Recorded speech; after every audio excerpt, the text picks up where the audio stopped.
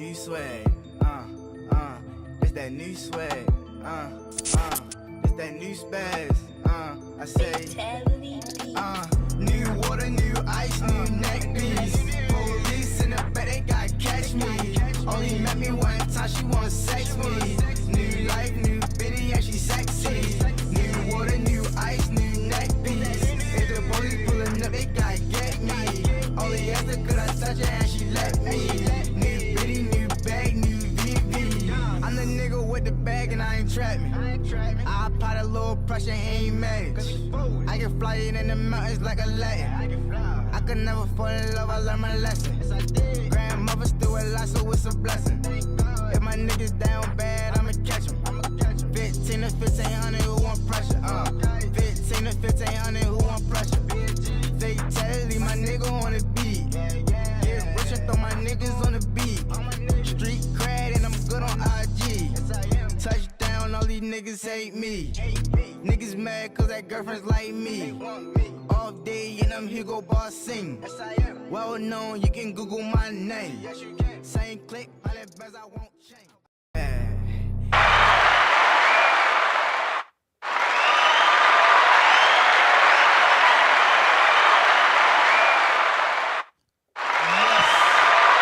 Yes.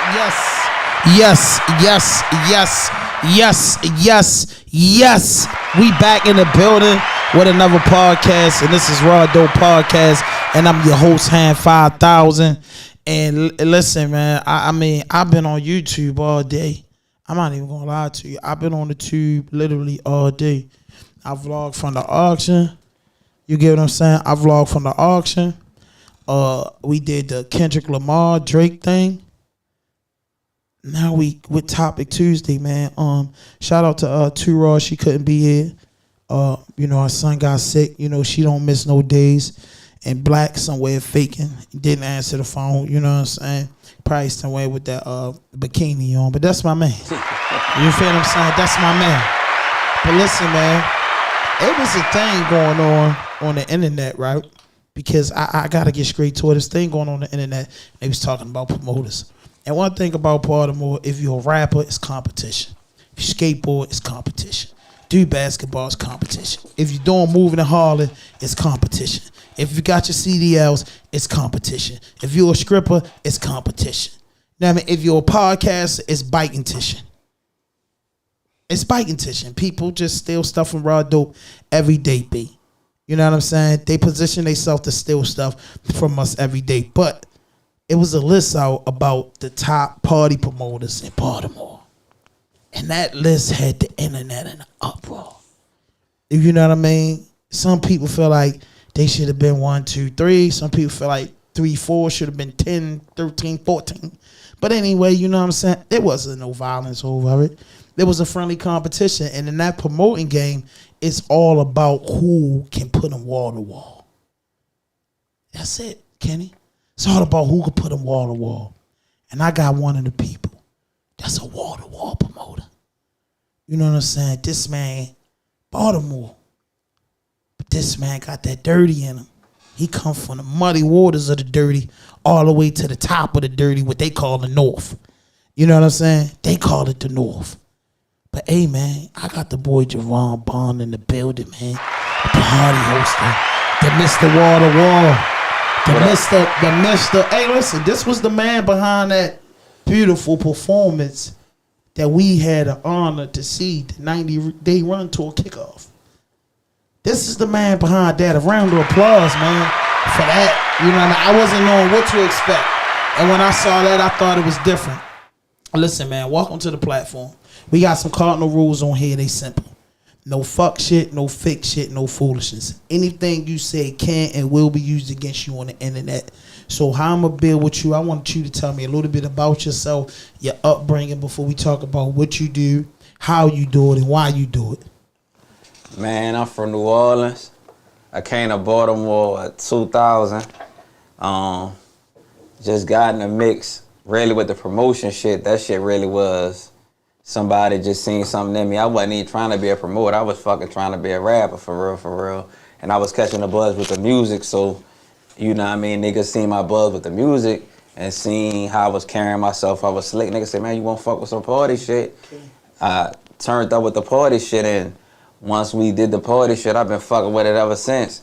And now I'm like one of the niggas in the game, you know what I mean? I'm catching my wave the way I'm supposed to catch it. So it's like, it is what it is at this point, you feel me? And I ain't got no feelings in this shit no more. Like Tech say, he got a line where he say, I ain't got no feelings in this shit, I'm charging top price, you feel me? Like, if you won't book me for a show, you won't book me to host your shit, it's $3,000. You know what I mean? Ain't no more bricks. Like, I always have a good heart with shit, but fuck the good heart shit. Now, it's like, I need me, you feel me? I'm trying to eat, like, if it ain't about no paper, it ain't about nothing else. Hold up. See, you went too deep. You say you come from New Orleans, right? You come from New Orleans, so tell me a little bit about coming from New Orleans. What schools you went to? What part of New Orleans you come from? Tell me a little bit about your neighborhood. Take me to the 80s and the 90s, and then we gonna get into 2000. So New Orleans, basically, at the time, like, for me, the 90s is really, the retrospect is really what Baltimore is. So when the time I'm coming up, you got Soulja Slim, you got BG, you got Wayne, you got Hot Boys. New Orleans culture is crazy because everything was about New Orleans music. So we ain't listen to no Biggie. We ain't listen to, like, as far as me coming up. It was Soulja Slim. It was Cash Money and nothing else. You had Big Boy Records. I grew up on the West Bank, but I also grew up in the 7th Ward. We don't know what the West Bank is. So you got wards. So basically, you know what I mean, you got 3rd Ward, 4th Ward, 5th Ward, 6th Ward, 7th Ward, 8th Ward, 9th Ward, 10th Ward, 15th Ward. West Bank is the 15th Ward. So it's like, you know, you got East Baltimore, West Baltimore, but most of your hoods is in New Orleans is the East Bank. So they got a West Bank and East Bank. That's the division. You feel me? Like, for as the East Bank, that's where 3rd Ward, 7th Ward, 10th Ward. That's where all your real concrete hood at. That's where the mouth of me and Noya, Callio. Yeah, 3rd Ward, Mouth Mac, Callio. You know what I mean? The 17th, Pigeon Town, Gergtown, Holly Grove. You know what I'm saying? So they kind of like right by each other. 7th Ward is considered downtown. They say 7th Ward, I fuck with you, but you know uptown gon' creep for slang. Yeah, you know what I'm saying? But 7th Ward is hard head. So they call it 7th Ward hard head because nigga don't give a fuck about nothing. You feel me? So I grew up, my grandmother grew up in the scatter sites, man. And Fresh, we from the same hood. You feel me? Like, Fresh from downtown, right? Yeah, it's the 7th Ward. You ever see him in the interview? It's hell yeah, from downtown. Yeah, that's just how that is. You know, Baltimore is not to cut you off. You know, we a huge fan. But Baltimore and New Orleans is so similar. Like how Baltimore is currently, it reminds me of New Orleans in so many ways. Like when I first came to Baltimore, I felt like this was after the storm you came in? I came in 99 before the storm. Okay. So I came in summer 99. But I when I first got here, like it was different. And what I mean by that is you ain't see people that was openly gay. You feel me? Like I ain't that shit was not normal. So when I went to Lake my senior year, you know what I'm saying? So I'm that shit just everything bust wide open. I'm looking like what the fuck? And to a degree, when I first got here, I felt like niggas was trying to be tough. You know what I'm saying? As opposed to where I'm from, niggas just want to be killers and live off that shit, right? So now the way the dynamics in Baltimore is now, even down to the music, a Baltimore artist, nigga might want to see a Baltimore artist before they want to see a mainstream artist right now. You get what I'm saying? So we might pay top dollar for an industry artist. And you got, for instance, OTR Chess, he just did a show. He called me, we got together. Bro, we sold that shit out in 5 days. You know what I'm saying? I might have a major artist and it take me 2-3 weeks to sell that shit out. Also, it was a time where is that good? But OTR also was doing that interview in his backyard. I mean, not the interview, but the show was in his backyard. Though, yeah, so. But it don't matter that it's in his backyard. It matters. Basically saying we paying to see us before anybody else. Yeah, and also you have, I think what Scooter did. And you got to give credit to Moose. I think sometimes Moose don't get enough credit. I think a lot of people say that Scooter was the one that kind of started the wave. The wave was started before them, but I'm talking about the forefront, like making them kids get into that shit. Bro, Moose was East, Scooter was West. That's a fact. That's a fact. Everybody know that. Yes. But I think a lot of people say Scooter. I just think he was more attire. It was he had. He died. That's what makes it like. Nah, it wasn't just. It wasn't just. Think that it wasn't. I think YBS movement was. It's still going. What was stuck, and it's still going. But I think their movement just was like strong. Them niggas was slick. You know what I'm saying? They was West Baltimore. They looked like they was. I ain't gonna say they looked like they was the dope boys. You get what I'm saying? So guess what? Moose over East, they say what? The muscle. They say over West the hustle. So they look like the hustle, but the bitches want to go where the hustle at. They don't give a fuck about the muscle. Right. You get what I'm saying? The bitches. So when you got the hustle and you got the movement, it's like damn. So when they looked at the music, they was looking at it like Scooter really transformed. And it came with the dance and shit. So they had so many elements of that shit. Scramble, Coke, and Smack. Yeah, bro, they made that shit cool, but the niggas talking about really selling dope. You get what I'm saying? He made selling dope sound cool. Yeah. That kids sing. That kids sing, my nigga. Yeah. But even the music, but I think what I'm trying to express is they both created their own language. They both created a look for Baltimore. You know a Baltimore nigga when you see him, he got on 992s. He got on his fitted. He had the keys hanging from the pocket at one time. That was that it's lane. Still you get what I'm saying? Still out the keys. But that's a Baltimore. You get what I'm saying? And the Air Force Ones too. Yeah, that's us. But you know us when you see us. Yeah. You get what I'm saying? And I feel like both of them and language. Dummy. That's Moose. Moose was the originator of that. You hear that all the time. They created a language. So. Now I can't let you do that on the show. This will be a clip. The original Dummies, I think, came from Bradish, Rowdy in them hood.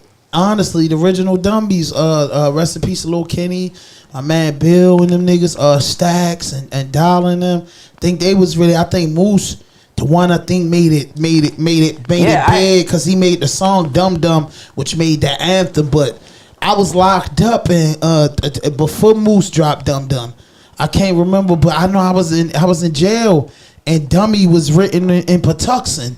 In 2010, Dummy was on the wall. Yeah, that was a saying, dumbass nigga. But then it was like, what's you big dumb? Like, you know what I mean? One of my homeboys named you know what I mean? My man Park Ice, Chris, his name was Big Dummy because he was a dumb Donald from round the way, Dummy. You know what I'm saying? It's plenty. You know what I'm saying? So we was calling my man Dumb Donald. Yeah, but he made the anthem. He made the Dummy anthem. Now I ain't saying he made the word, but I'm saying.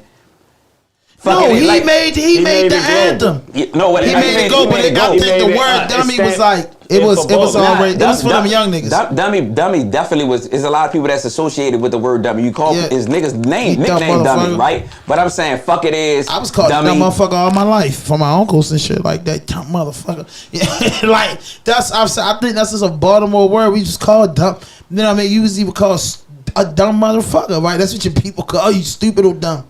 You know what I mean? But I felt like a language barrier was set. Like I felt like they created a language. You get what I'm saying? Mm-hmm. I felt like it's a look. You know a Baltimore nigga when you see him. Even the artists that we got here. Like you look at Tech got his own wave. Tech ain't bite no nigga ad-libs. Yeah.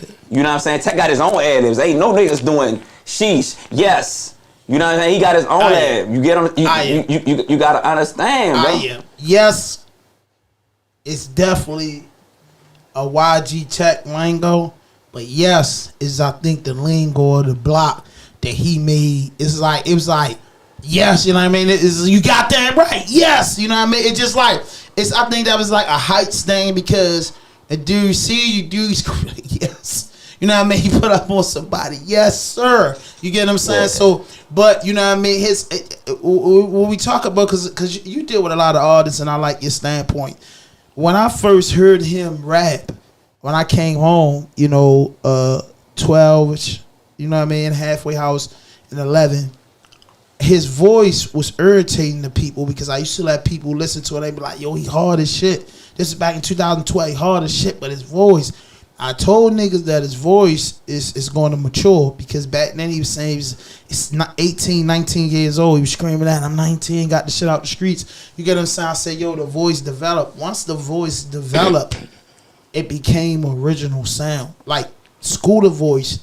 One thing that they deprived us as in the hip hop community and Baltimore is we never got to see. We're witnessing Moose become Moose. We're witnessing Jake become Jake. We witnessing Roddy become Rodney. We witnessing Chaz become Chaz. Both of them. We witnessing Tech become Tech. We got robbed of Scooter, and he had such a big impact. We never got a Scooter project with original beats. Scooter never got a chance to lock in with a producer. Remember, Scooter was murdering everybody beats. That 2.5 was his. But it wasn't all original beats. Most of it was on the 2.5, still in the trenches. No, yeah, he had some. I gotta listen again. Nah, what I'm saying. No, 2.5. Yo, he had the hit on there. Trying out the streets, trying to man out the streets. Right, yo, and in my video, you don't want to see the guns, and then here he go. Then the man in the blow hit me. That's 2.5, bro. That's when he went in there. He fell asleep in the elevator. He did Future beat. So what I'm saying is on the 2.5. I'm talking about the one still in the trenches where he be like making money, selling skunky fucking niggas, bitches. That's somebody else. That was somebody beat too. For real? Yeah, Scooter never. It was coming, but Scooter never. We never got bus fare from Scooter. Yeah, we never got. We got Scramble, Coke, and Smack, and he did the shit with Glizzy. But a lot of features that we would have got that would have been bangers, we didn't get from Scooter. We were cheated to Scooter. Scooter is a martyr because most martyrs and most super legends before they even happened, he was taken away from us. He was coming. He was coming like the smack in this fucking roller coaster coming out of Baltimore. Like we never got. We seen Tech grow. We seen Money J grow from Who Run It beat to now. We see these artists grow because they're allowed to live. We lost Scooter, bro. It's what damn near the 10th year anniversary for Scooter. See, with the music shit, it's so funny to me because you know what I mean. When we analyze, you know, people ask about top 5, like top 5 of what? Like who the top 5 lyricists, who the top 5 with music? Yeah. Because right now, the music is different to me. Like who making the best music? If you ask me who making the best music right now. Who making the best music right now? Top 7, Baltimore. All Baltimore. You use I'm biased. I'm biased. I mean, I respect we already know who the number one. We already know. We know that. So give me a 6 more. Yeah. First and foremost is Tech, right?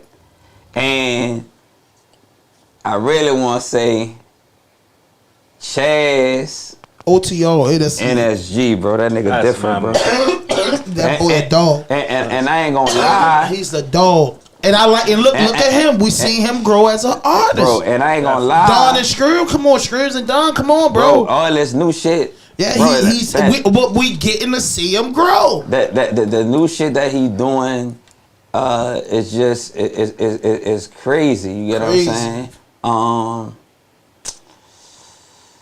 3, shit.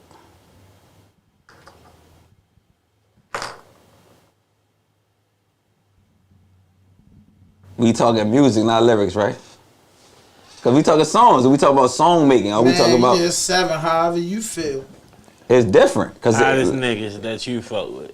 Hottest right now. Who you fuck with? I'ma say, number 1, Tech. Number 2, Chaz.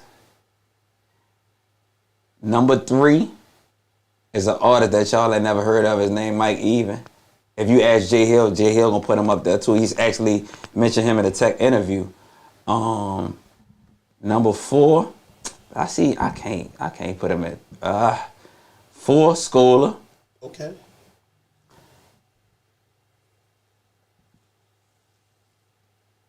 Roddy and Chaz I gotta put together just for good merit. Yeah. Moose and Jake.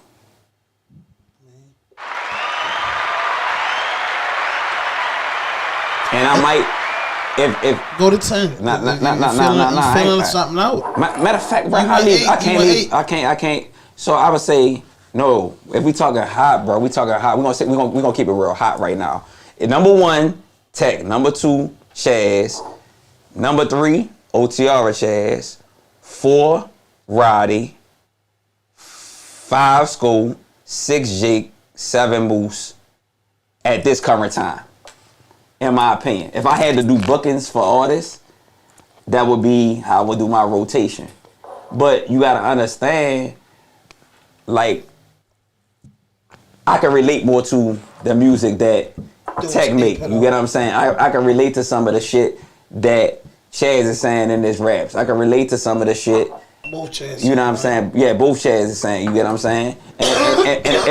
And potential wise, I feel like OTR Chaz potential is Rockstar. I feel like he got he got Rockstar potential. Even with Jake. Playboy Cardi, Uzi Vert, that lane, they better watch out. They better watch out for him because he coming. One of my favorite songs is the joint all the time. All the time. This shit, it happens all the time. Every time. And when I listen to that song, this is when I realized that boy was on another level. When I listened to that song and I seen the video, it was right before the passing the white boy. You know, they work real close together. I said, damn, yo, this nigga, you know, a street guy that's not afraid to be different. That's a problem. And that's how I feel when we was talking early on about this game. Us that come from the bottom of this, people act like they're embracing that, but the doors will be so locked. We got to go through so much to break these locks on the doors because of the, like I was telling you, man fearing man. I mean, man will say he want to help man all the time, but when the door closed, man, glad I can't let him in here. You know what I'm saying? He might outlift me or he might do something the whole time. You just genuinely just trying to get your spot and take care of your people. And when you talking about marketing an artist, so if I'm an A&R, you know what I'm saying? My dynamics changed once again. You get what I'm saying? From what I see visually on the stage. So if you had to market some artists, if you was a label owner, who would you want to bring in there?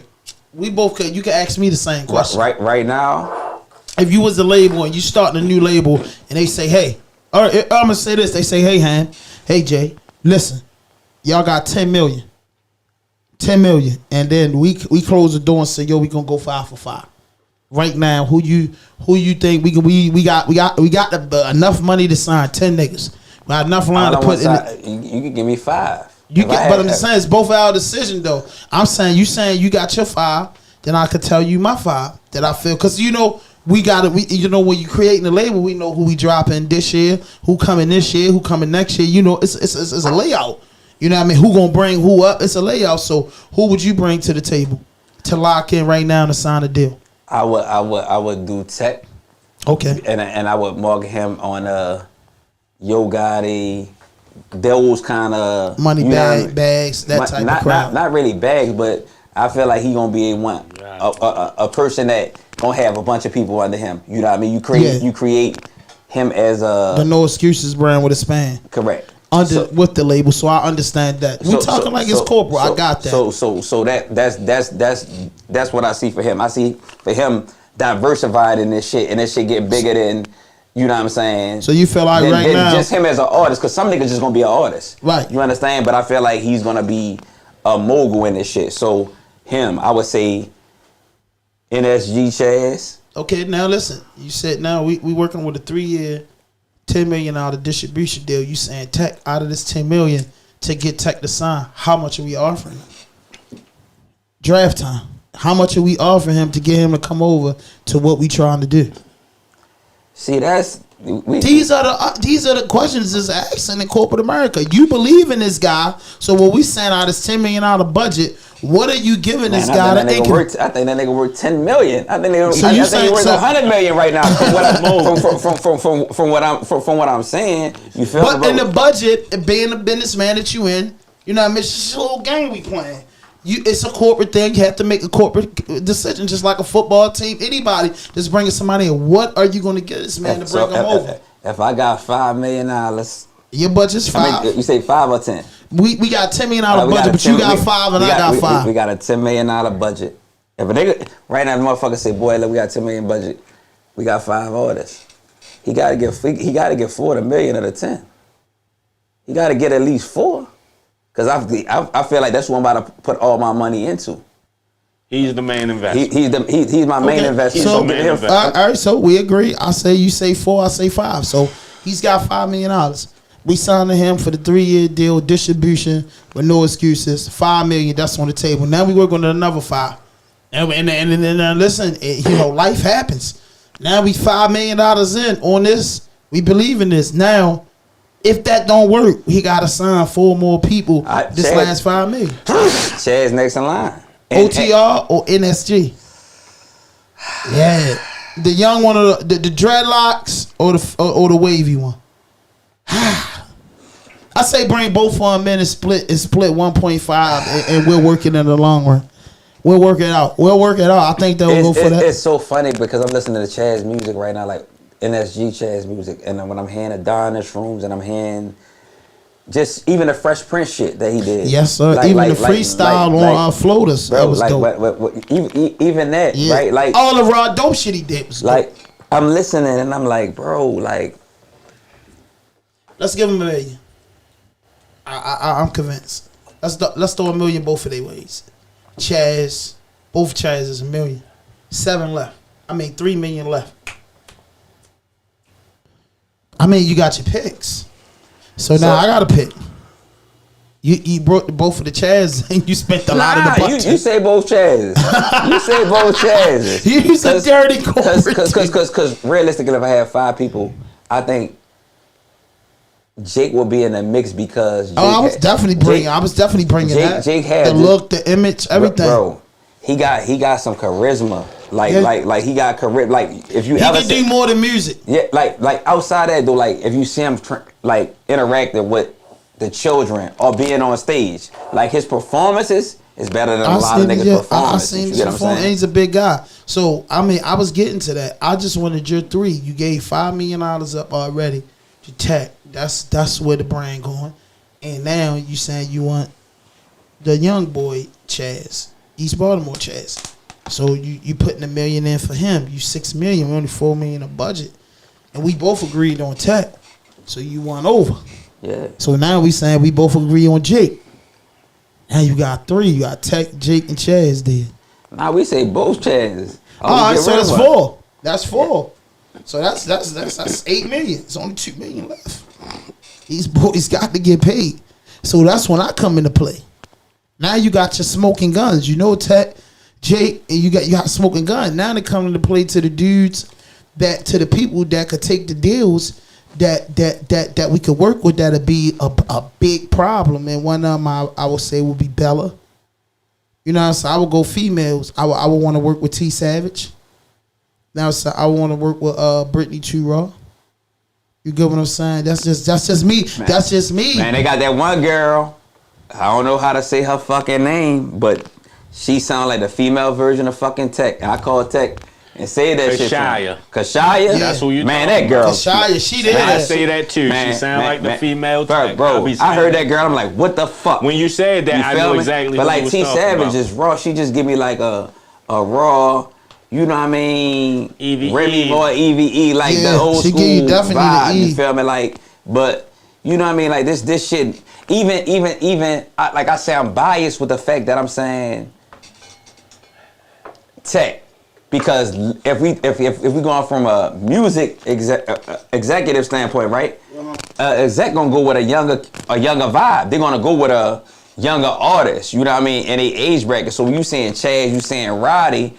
I mean, you saying Chaz and you saying the other Chaz. They young. They gon' these. Like he said, we got a chance to see him grow. Bro, you know how much more time we're going to get to see them grow? They 21, 22, 23. They barely scratching the surface. They ain't even experienced life yet. Right. I can relate to Tech because he experienced some shit in his life and you can hear it in his music. You know what I'm saying? I experienced life. So my perspective is going to be different because of what I'm hearing and what I know. So you going off the execs going to say who can draw these high school kids? Who the middle school kids going to listen? That's exactly why I'm saying. Who the little babies going to be dancing to and don't even know what they listening to? Yeah, and so that goes back to me saying the younger wave, the Chazes, the OTR Chazes. I mean, it's amazing to see what the fuck they doing, even down to the on the radar shit. So with the on the radar shit, like Boo shit was super hard. It was. Jake shit was super hard. I think Jake had one of the better ones out of everybody. So when I listened to Jake shit, I was like, damn, he floated on that bitch. Jake he kills beats. I ain't lying. Yeah. He ride the shit out of beat. That's what separate him a little bit with me. But I think as far as music when making songs, I think right now, the reason why I like Chad so much, I think he is also good at picking what fits him. Same thing with Tech. I think both of them have Chad's still figuring it out too, because that's when he did the joint with 448 Reek. He never really rapped on drill type beats, so he still figuring it out. But I still think his choice of the music that he choosing right now. I think as far as who picked beats that fit them, the 4, Tech, both of the Chazzes, and Scola. I think they're good at finding music that works for them. You get what I'm saying? A lot of the artists, I think that sometimes the problem is they don't really find music that really works with them. They just beat and not really fit the beat though. Now, I mean, I just think that even the sound of the music that they doing, bro. Like, I listen to a nigga CD, and if I don't like the beat, I can't even listen to nothing that the fuck you said. I feel you. You get what I'm saying? Like, that shit be just like that too sometimes. Like the music gotta be like, it gotta all go together. That shit all go together, bro. All go together. Or and I just think off. And that's why the music, even down, bro. Like, we talking about fucking who the best. Like, how the fuck we can't say, we ain't even say nothing about Los, bro. Like, you get what I'm saying? So it's be like, even when you having them conversations of saying who the best and who you pick and this and that, it's kind of disrespectful. When it comes because lyrically, everybody know Los one of the ones. Yeah, but not just him from Baltimore. But guess what? You gotta put Tay Cobain, because that nigga is crazy, and the niggas really don't realize he is crazy as he is. I don't think that people don't realize, and you said this in the beginning. You know what I'm saying? Los, I grew up with Los. Los was great back in the 2000s, and people of age know him, but Los made himself irrelevant in the DMV. It's one of them things of, it's like the ghost of King Los. It's like, if you know, you know. But the you know where we at, it's like they're following what they can see. Because because they know what he done. He just he's did everything. But it's like, dude, I don't care if you're a super lyricist, super auto tune, or you just however you do your music, it has to come back to the tribe of Baltimore. Yeah, but I'm gonna say this though, right? Take Breakout Record was a Baltimore classic record. But guess what? All these guys is making it big, from Cache to Reek and the Menace. It all comes back to the land. When y'all took off, New Orleans, it ain't no place in the world that they thought Manny, BG, Juvenile, Wayne, UNLV, or Amir X, C Murder, Mystical. We didn't think they was from nowhere else but New Orleans. Correct. And everybody in New Orleans recognized those artists. Those artists didn't die out in New Orleans because they went international being New Orleans. Los is a Baltimore dude from the heart of Baltimore, you know what I'm saying, born and raised in the city, but when he got in and he got on the boat, he kept his boat on the West Coast. Way from, they're going to say Cali. Yeah, he kept his boat on the West Coast. But the thing about it is, he became a writer and not an artist. Same thing, you know what I mean? Tate kind of now getting into the producer, you know what I mean? He kind of now trying to get into the artist too. That's why you start to see, that was the move with Nicki Minaj with him on the song. You get what I'm saying? Because he know his artistry. He want to rap. Right. But sometimes you just designed to be a fucking writer, bro. Sometimes your lane. That's your lane. You feel me? Like, that's the way it go. Like, you know what I mean? Life, bro, we don't choose shit in this life. Life choose us, bro. You get what I'm saying? Like I ain't choose to be no fucking party promoter. A nigga say, boy, I seen some shit in you. You get what I'm saying? I ain't choose to fucking wanna do certain shit. Niggas say, this what we doing. You feel me? You ready to make some paper? Let's go. You get what I'm saying? Like, bro, I get niggas out of jail. Bro, I ain't choose to do that shit. Nigga just took a liking to me and said, boy, you can make some paper off of this shit. And I made some paper off of this shit and I ain't never looked back. Yeah. You get what I'm saying? So, yeah, like what if that bitch a hustle and it's gonna make sense and I know we gonna make some money, show me the way and I'm a score, right? Guess what? Nigga, you might make 20 million. If I made $1 million, I don't give a fuck about your 20. Cause you put me in position to make $1 million. Yeah, that's how I am. That's how I am. That's what I'm trying to say. Why you blocking us? Baller blocking us. You niggas can keep trying. Ain't no stop. That's what I was telling you earlier on the show. If you got it and you know a next man got it, and you know people inquiring about that man, like, why not? Like, and that's a big problem, period. Not just in Baltimore, all across the globe. Dudes don't be wanting to give dudes props. You know what I'm saying? It ain't nothing but a conversation. Nah, bro, but sometimes a nigga just want to have you stuck under their shell. You get what I'm saying? Because they fear that you might outshine them or outpass them. You feel me? Like, that's just the way that shit go. Why is that an issue with a nigga? Because you supposed to want your pupil to surpass you one day. Yeah. Bro, we in a fucking social media evolution where everybody wants to be seen and everybody want to be seen as that person that is the fucking man. You feel me? Like, nigga want to be the man. I never gave a fuck about being a man. You know why? Because guess what? If we on the same team, and you score every fucking time, and he the coach, and he say, throw the ball to him every time, right? Guess what? Win. We continue to win, and we win the championship. Nigga, I'm going to throw the ball to you every fucking time, because the coach said to do that. Because the minute I decide that I ain't throwing you the ball, and I'm shooting, and I start missing, and we start losing, guess what happens? I'm off of the fucking team. You get what I'm saying? So if we win the championships, bro, I'm going to play my fucking role. You know what I'm saying? And that's what niggas gotta understand in life, bro. Play your role, whatever your role is. And if you contribute to the team in the right way, you can't never count another nigga money or worry about what another nigga doing, because that don't have nothing to do with you, bro. And guess what? At the end of the day, they can't tell a story of that championship without you. Yeah, you know what I mean? It ain't no. Mike don't win them championships without Harvest Grant. He don't win without John Paxson, B.J. Armstrong, and them niggas doing what the fuck they was doing. Come on, bro. The others always. Yeah, everybody contribute to the success of the fucking team. Yeah. You know what I'm saying? Even with the party shit, it's so many people behind the scenes that you don't see that.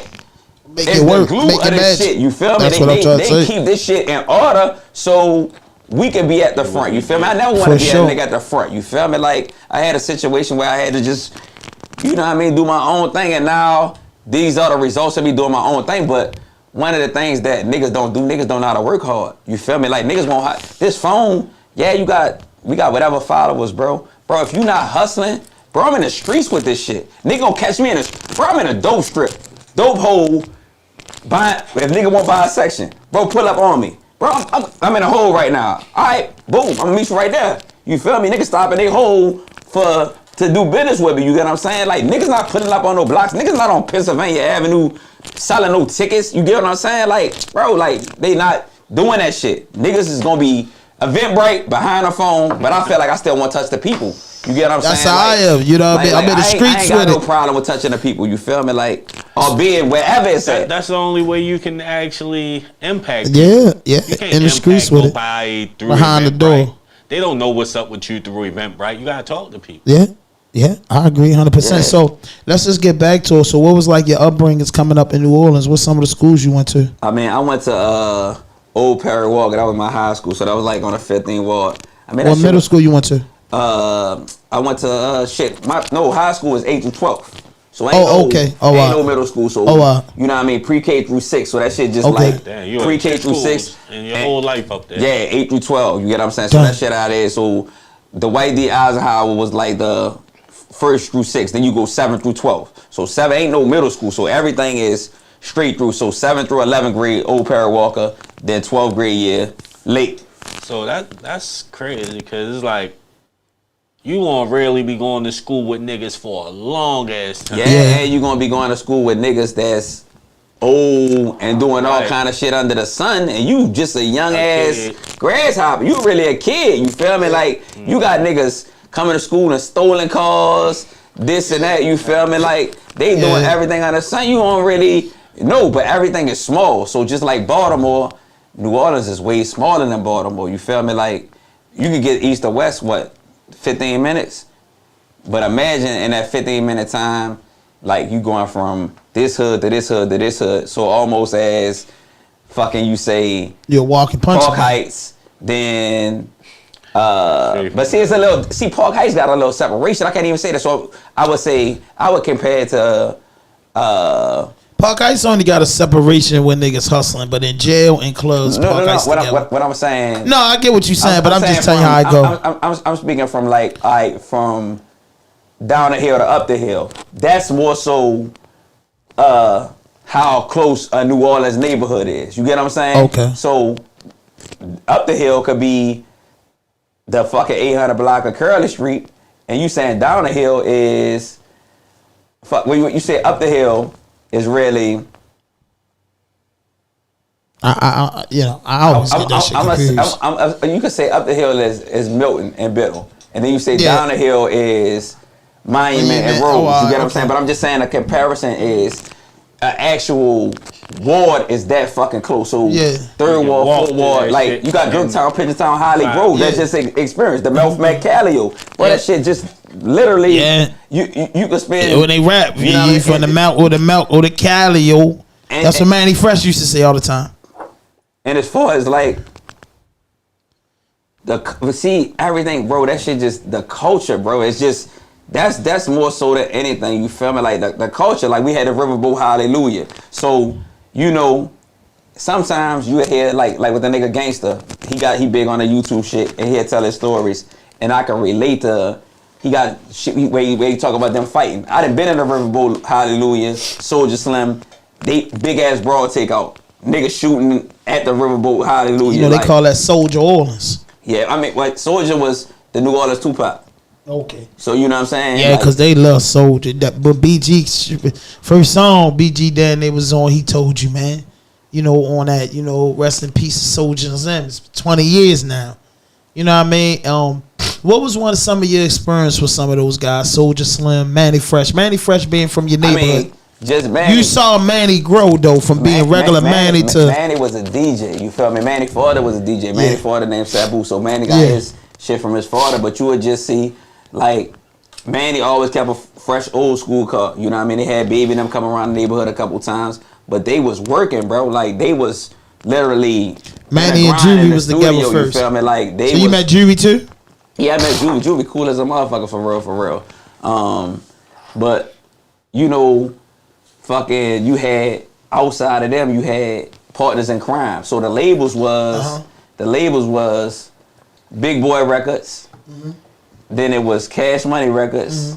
Mm-hmm. It was one more. No Limit. It was before No Limit. Yeah, that was before No Limit. We didn't know when you found out who Master P was. I found out who Master P was in terms of the No Limit Records situation, because P was in Cali. Coming back to New Orleans. But y'all ain't know about C Murder and Mac and them? He was rapping, but he made them relevant. It was Cash Money. All you heard is Cash Money. It was Cash Money fucking records. You get what I'm saying? That was Live or Die Hot Boys. Yeah. That's who you wanted. If you but you knew about the original because you moved here what 2000? 2000. So so you know what I mean. I'm guessing the 90s was when you was 9 and up. So the stories of Blackie Mo and Mosquito and the Mosquito and Stone and them, the original Hot Boys. But it's so many different people of those same eras in different hoods. You know what I'm saying? That just had. So what was like the legends from your hood, like some of the street legends? Manny Fresh being, I'm guessing, one of the biggest people that came out of your neighborhood. As far as internationally wise. Cause Manny went to national. This Favre and them, they been had the streets, the second line. I mean, the biggest thing you got coming out of New Orleans is that Cash Money Records. Like you don't really get Mac from the 7 Ward too. So like it's like you don't really get you don't really get too many. You don't get too much bigger than Cash Money Records when they come down to that, bro. And Mystical was. He from your hood too? He from Mystical from I don't know what Mystical. I know Mystical from downtown, but I don't know exactly where he from downtown. But he can't keep out of the charges. He came with a different style. Like we never heard no motherfucker rap like that when he came rapping like that. It was like, what the fuck? We ain't never heard no shit like that. We thought that was some New Orleans shit for real. That was. I ain't gonna lie to you. He had, Bitch, I'm the man. My lips get black, my fingertips burn, my eyes halfway open. Yeah. I'm choking, but bitch, I'm still smoking. He sound like a country boy to me. What you say, Kenny? Mystical was a different nigga. But he sound country to me. But they had what. That's because he was at the Army, though. I think one of a major reason why I like Tech is because the same reason why you like the Hot Boys, right? You want to go to the Magnolia Project because they say that was where it was at, and that's what they talked about, right? Yeah. And his music, he want to take you to the 1-5. Right. You know what I'm saying? That's the. So you saying being a fan, you wanted to go see the 1-5? I want you to take me where you from. Right. You know what I'm saying? So you feel like the 1-5, the store and everything, you can feel it. You can feel it in the music because that's what he rapping. He gonna put he gonna put on for the heights. He gonna talk about the heights, and he gonna make you know that's a thing. That's kind of any artist that ever been successful to me. And that's where it takes me back to Los. Them and know them so you agree what I said about Los? You could become a writer. You could become, Terrence West is from White Lock. You become anything you is, but you from the village. I think Los was ahead of his time. I think Los went to the West Coast too soon. I think Los went in the wrong direction. Too soon. That's my whenever. URL. Yeah, listen. I don't think Los should have did bad on it. I don't think Los should have did bad on it. I think Los should have stayed independent for a while. This is what I think about Los. Then one day I have a chance to sit down. My personal opinion about Los. Los was hot as a motherfucker. I was in jail. My mans and them was telling me because we come up rapping together. You know what I'm saying? We come up literally rapping together. Spawn together, like in the gym. He one of the niggas out the gym that made it. But there's a few good artists. Kenny, one of y'all got I took it. The static was in the mic. But he come out our gym. You know what I'm saying? So Los was killing them on the mixtapes. Los was killing them pound for pound, bar for bar. You get what I'm saying? Los is an artist that you can't get a lot of artists to do. You can put him on the spot. He can rap. He could create a song. I feel in my heart as being his friend and the dude that sparred with him in the gym. I felt like when he went to the West Coast, he lost Los because Los was hard as a motherfucker. Meaning that a lot of artists like Tech right now is appreciating that independent. Whatever deal he got going on over there with guys and them, whatever he's enjoying that before that. Now let me finish though. I think he wanted, but the difference is, I think Tech understands that he ain't signed any deal because the same thing you just said earlier. He ain't going for no fuck shit, and he not about to. One of y'all mic scratching hard as yours, Kenny. He not about to. He not about to let no label dictate how he gonna put out his music. That's why that's why I was getting back to. See, that's the difference. Tech, when Los was making this challenge, I come up rapping with Los 98, 90, whenever he started rapping hard, 04, 03, them hard days. You know what I'm saying? We got booked in 05 for the shit that we was into. Los was doing what he was doing. You know what I'm saying? 05, 06. It was hard for me, from 04 to 06, I kept getting booked to 06. It was just the end of my road. You know what I'm saying? Los was out, and Los kept going. He had the Zero Below Gravity, Fly, all the mixtapes he was making. He was hot. Like he was just saying, we knew his worth. Nobody could guard him. Nobody could guard the boy. The boy got it. But the boy got his deal, and he went elsewhere. You get what I'm saying? He went elsewhere and he was successful. But what I'm saying is, now, when Mia X said it the best. She said, P had them in California rapping. And she said she had to tell P, hey P, this California shit cool. We need to go back to New Orleans. And we need to go get with New Orleans producer and rap under Al Jim. I just feel like Los, a battler, a hardcore artist, and I felt like he from right here in Baltimore, representing the DMV. I felt like he went West Coast too soon, bro. That deal was too soon, bro. He could have waited. I felt like he could have. I don't know his financial positions, but at the end of the day, his gift would have straightened out his financial position. And we could say that, but when you at that time, the way music was, you know what I'm saying? It was all about getting signed. It was, so he made the right move for the time that. No, but he also is of the era. Los is also of the era of the bidding wars. He's also in the era of the bidding wars, whereas though dudes was stepping up like Gotti back then, and you noticed that was saying no. No, y'all gotta come better than that. Yeah, it was before that, bro. He signed into like 12. Nah, bro, it was before that, bro. He was before that, bro. Making the man break. That's 05, 06, bro. No, I'm talking about when he finally got his official deal when I came home from jail with Bad Boys, when he had the $500,000. Yeah, but he still was writing. So we don't know the dynamics of that deal though, but a lot of that deal was him writing music, bro. He's still getting checks, bro. He wrote a lot of that shit that we hear. You might think it's fucking Meek Mill. No, I know. You know what I mean? A lot of that shit. I mean, you slid one in. I don't know. It was a big deal, but I'm just saying, like, I get it. I get it because you know what I'm saying. I get it. I get what you're saying. I'm just saying it's artistry. I know it's pen vicious in the industry. 50 Cent was writing for motherfuckers. The writing thing is always cut it off, Kenny, because whatever is that, it's picking up every sound. Just cut it off on the middle part, the mic. Yeah, just cut it off. Yeah, just cut it all the way off. Yeah, but set it right there so it don't keep picking up because all the stats. So I just felt like bro could have been bigger than what he was, because I think people would appreciate the music more, because God Money War was an excellent album. A lot of people don't appreciate that. We ain't gonna be able to appreciate that because it's to people. It's a West Coast project. Yeah, but I also feel like he just was ahead of his time, and I felt like Kendrick came at a time like maybe you're right. If he would have waited and he would have kept that wave of when Kendrick got on, because to me, him and Kendrick are on the same level. You get what I'm saying? So you might, to your point, you might be right, bro. But who's this? How we know what time is right for anybody in their life or what they got going on? You get what I'm saying? Because I would say this in his defense, and he knows this is the truth. We were groomed by some good older men that was,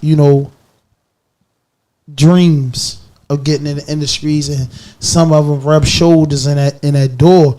So they helped us understand things. Even before I went to prison, I knew if I ever got in position, what was the yays and what was the nays. Because at the end of the day, at a young age, they helped us understand our value.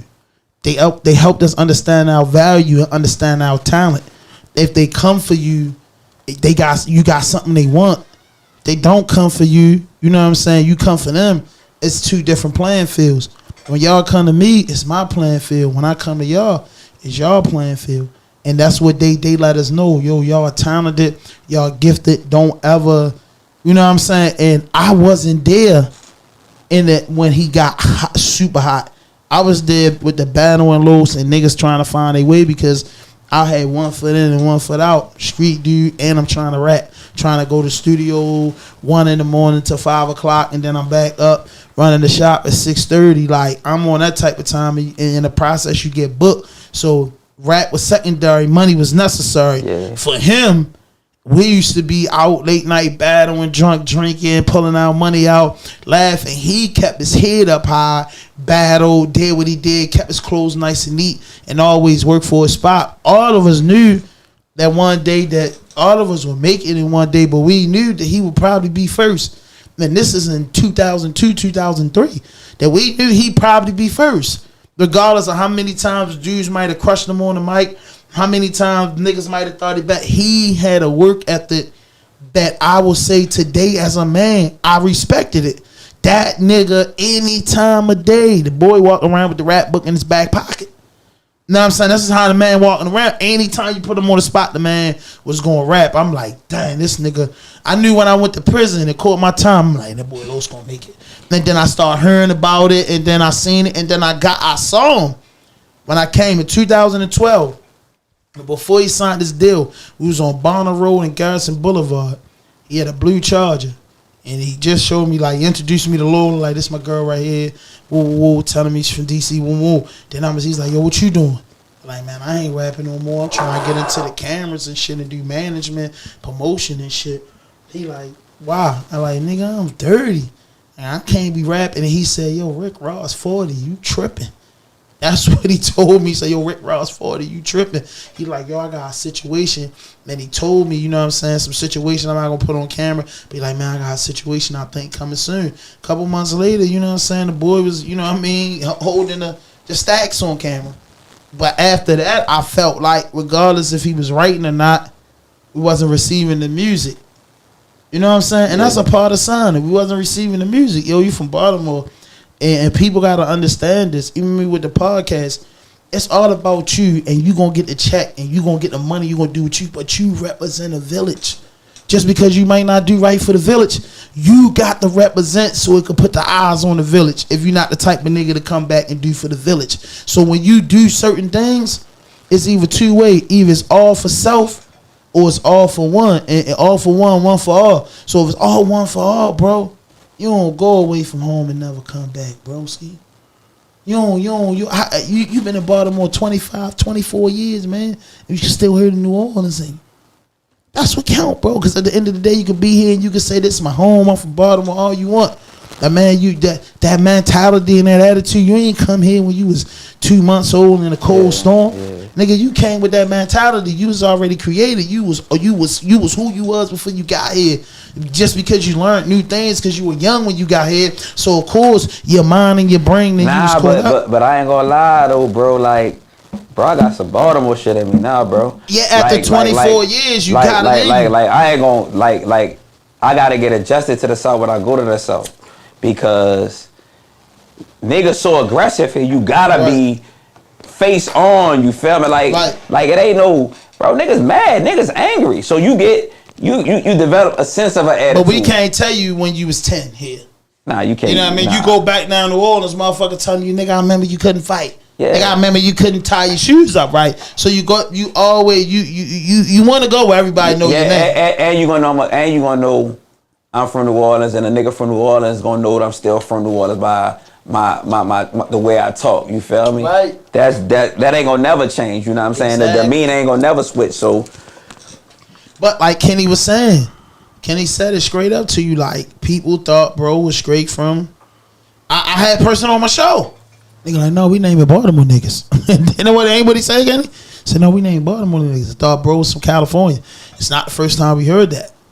And that's different to me. And that kind of hurt because, hey, it might not matter to you. Listen. Sometimes that might be sly hate, bro. I wasn't no sly hate. It was motherfuckers. Really these young boys that really don't know. Oh, for real? Motherfuckers is a good motherfucker was dead motherfucker. He from Cali. Yeah, that nigga dead motherfucker serious. Yeah, I thought they would say somebody like an our age bracket, but yeah, they don't, because they identify with who they identify, so that's why that means you ain't touching the streets. You get what I'm saying? That's for the hip hop community, because it's still God who sees.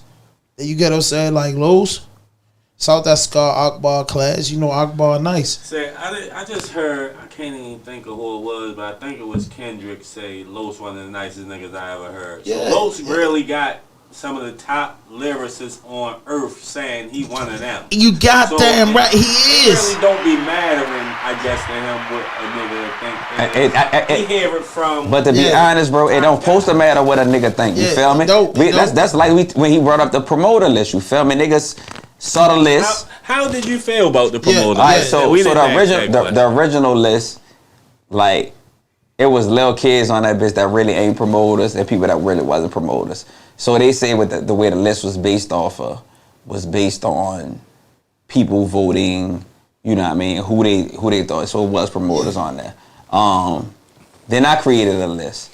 And when I created the list, people got upset because they wasn't on the list. You get what I'm saying? So the thing about what lists and shit, that shit don't matter. It's my opinion. It's opinions. You feel me? And we basing, what are we basing it on? Bro, niggas throwing parties every week. Niggas throwing a party once a month. You feel me? Like why are we even having a comparison? You a event planner. You're not a fucking promoter. Like, it's different. You get what I'm saying? And I'm talking about who hot, who in this shit right now, who in the grit, who in the ground, who really doing this shit every week. So, and niggas say stupid shit like, bro, you throw events with other niggas. Bro, they say, if you want to go fast, go alone. If you want to go far, You feel me? What we talking about? Who got the most money? Let's talk about that. Who getting the most money off of this shit? Like, that's what matter.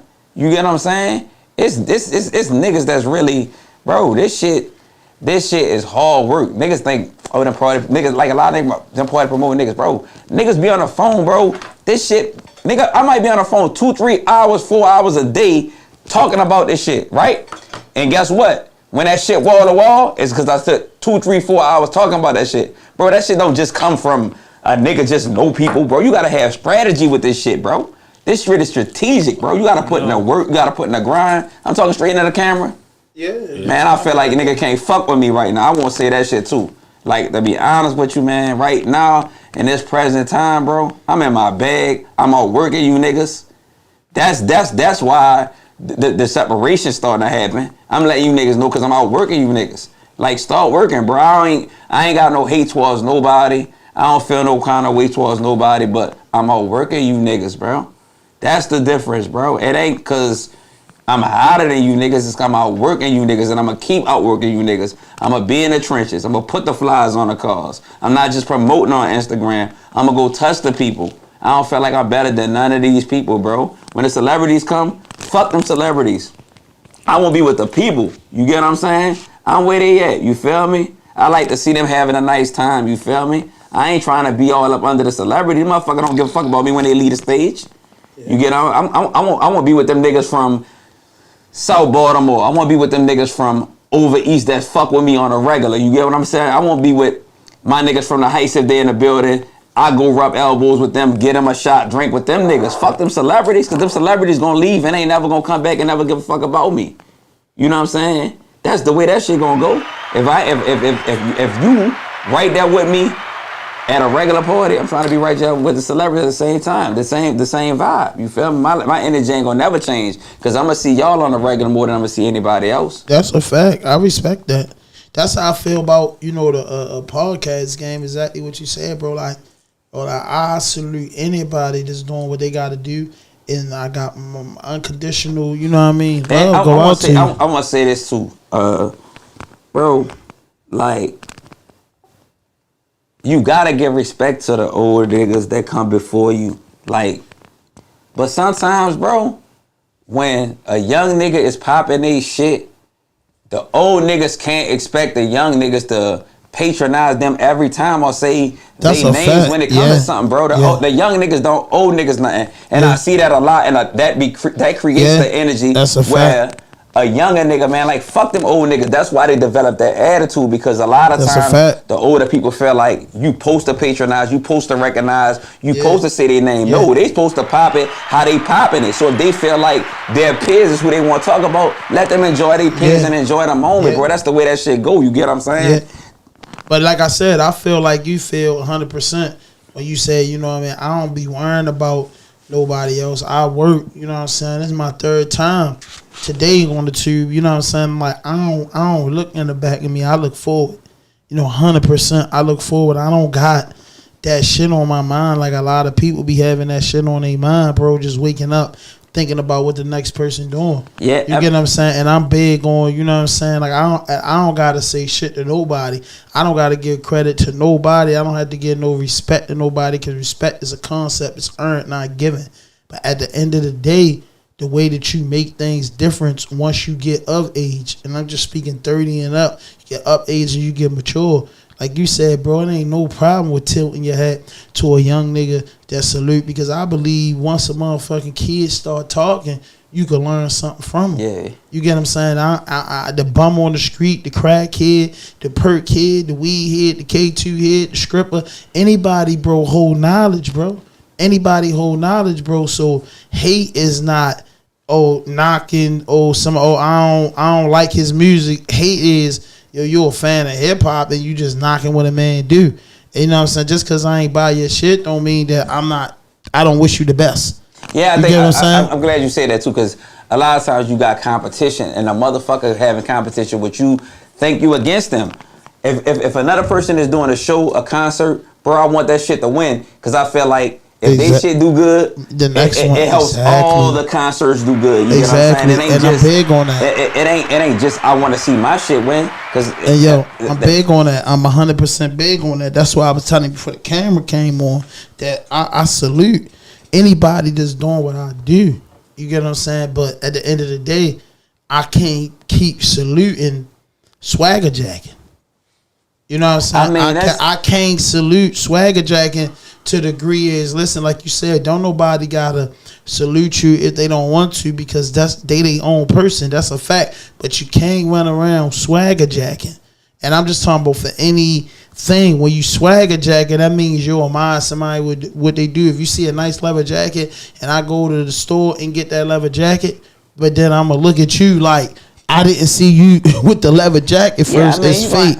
That's stepped on, bro. That ain't what men do. It is stepped on, but that's what come with the shit. But a lot of people feel like they own certain shit, you know what I'm saying, that they don't own. That's like a club, for instance. You go work with a club and a motherfucker calling you like, why you go make this move over here? Nigga, because I'm a grown fucking man. Right. You get what I'm saying? I don't work for you niggas. Like I work for me. You get what I'm saying? Don't ask me why I'm doing business with this particular person or why I don't do business with you. Maybe I like their business better than I like doing business with you. You get what I'm saying? You don't know what our negotiations is. You don't know what our deals is, and I feel like I deserve this to the club owners. I feel like I deserve this shit. So whatever I feel like I deserve, because Joe Blow might take the worst deal ever, that ain't coming over here. Like they know.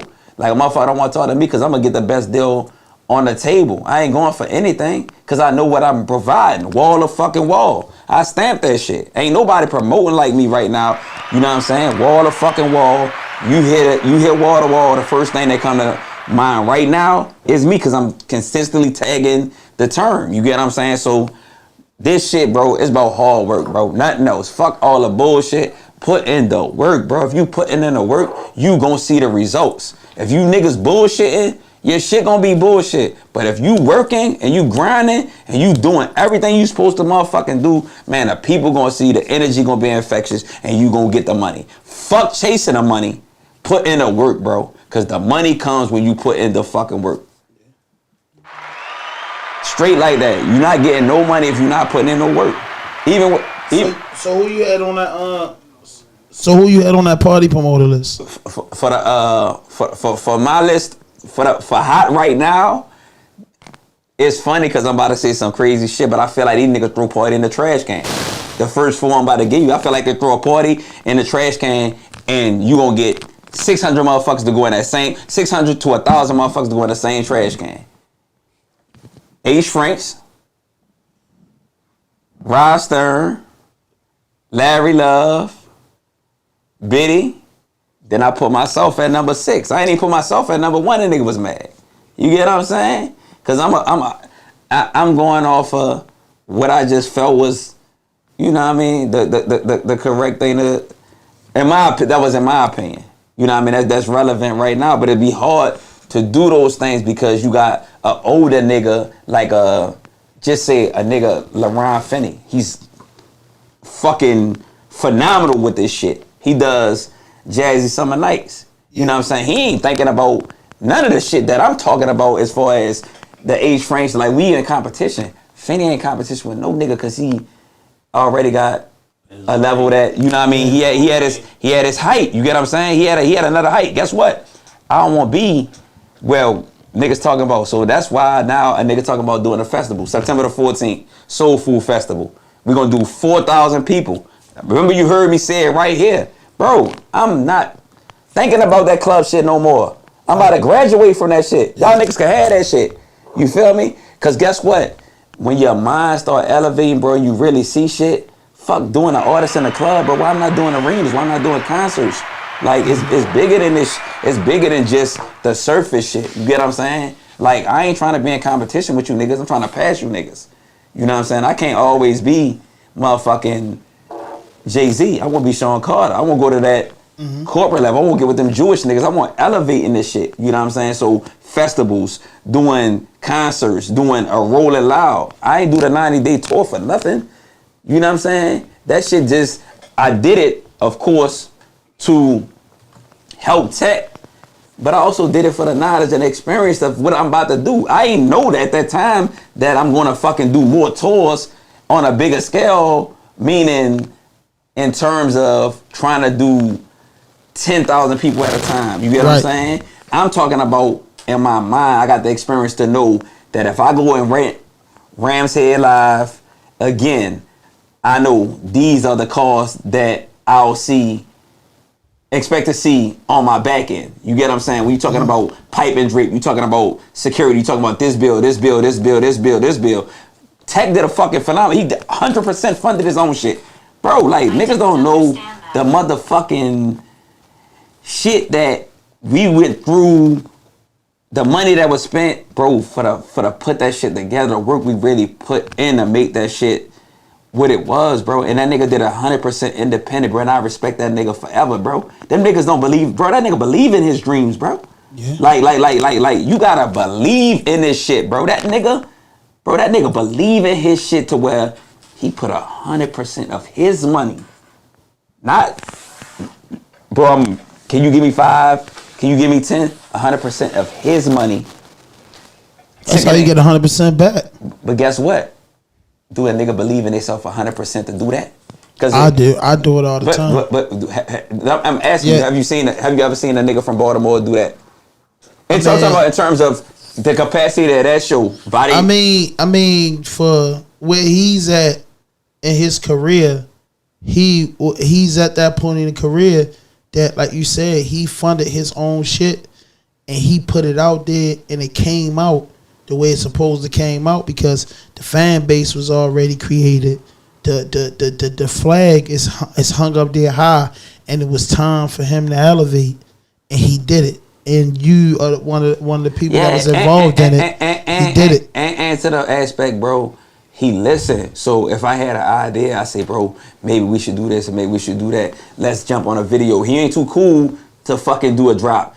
You ain't too cool to go to the schools and see the fucking kids. You ain't too cool to be moving around to make the shit what it's supposed to be. You get what I'm saying? That's what this shit about. And I wasn't too cool to go fucking sell 350 tickets in the streets. Me pulling up every hood, everywhere. Where you at? I'm on my way. Where y'all at? Where y'all at? Where y'all at? Where y'all at? Bro, that's the dedication. So it's about team. It's about motherfucking belief. The belief. Yeah, you know what I mean? How many people you said it the best. Yeah. Bro, you said it 100% of the best. Before Tech did that show, I think maybe on their own, I don't think nobody would have had. I think Jake would have had enough courage, but I don't know if his catalog would be as big to do that long of a set. Right? Yeah. Now, hear me out.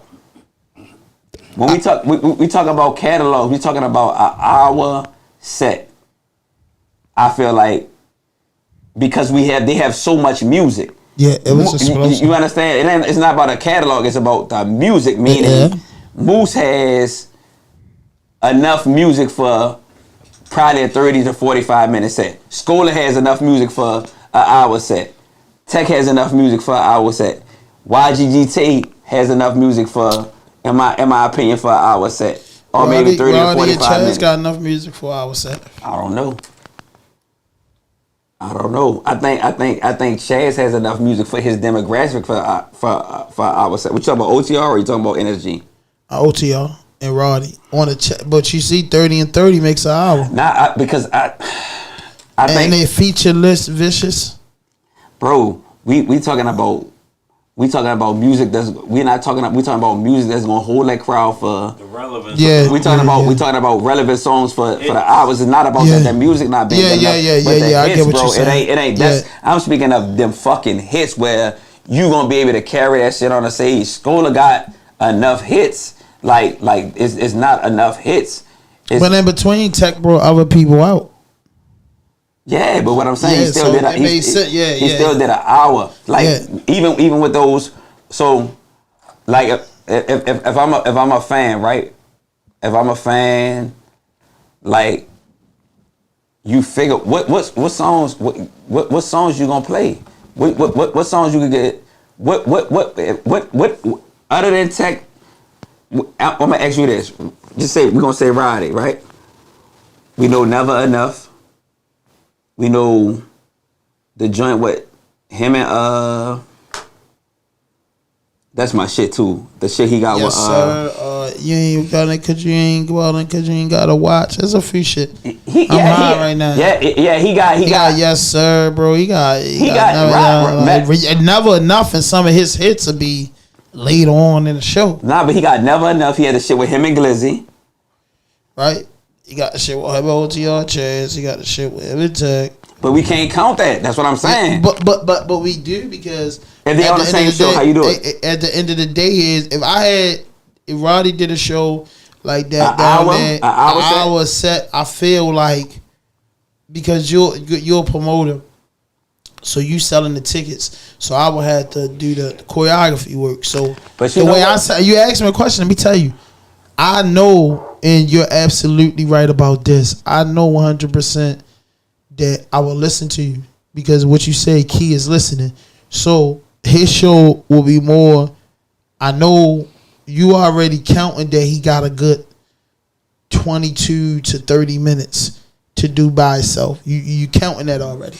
So when you put a show together, what are we going to do for the next 30 minutes? You know what I mean? Him and Chaz got a hell of a collection. You get what I'm saying? And they got some hits. Yeah, but you know what? And his features and bringing people out on stage, that's what's going to make it, explosive. So I think it'd be a little bit more work. You get what I'm saying? No, but you might see from the angle you taking. Just say you do an hour special. Kid, who can do an hour special, right? We feel like Tech can do it on his own, right?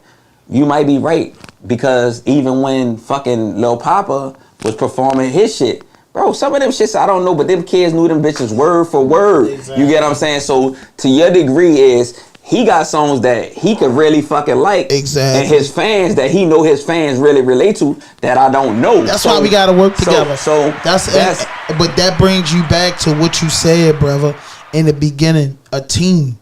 Because I would have told you, because from the standpoint you experienced, you did this shit before. Yeah, but guess what you just said? You said he got 22 to 30 minutes of songs, right? Right. Guess what? He know he got another 30 minutes that I don't know about. Yeah. Because there's some songs that when you go to that fucking 1st through 8, I might not be listening through some of them songs, right? You know what I'm saying? And he know, cause them analytics say my fans listen to this shit, and I go in front of them motherfuckers, and I go see Roddy do an hour, and I'm like, fuck! I said that nigga can't do an hour. This nigga got an hour and 30 minutes. I didn't even know he had that much shit. Exactly. You know what I'm saying? That shit happens. Because you got a lot of B-side listeners. Yeah, but you gotta figure, bro, our attention span for shit too. No, but you remember one thing for sure, and two things for certain. What we discussed earlier.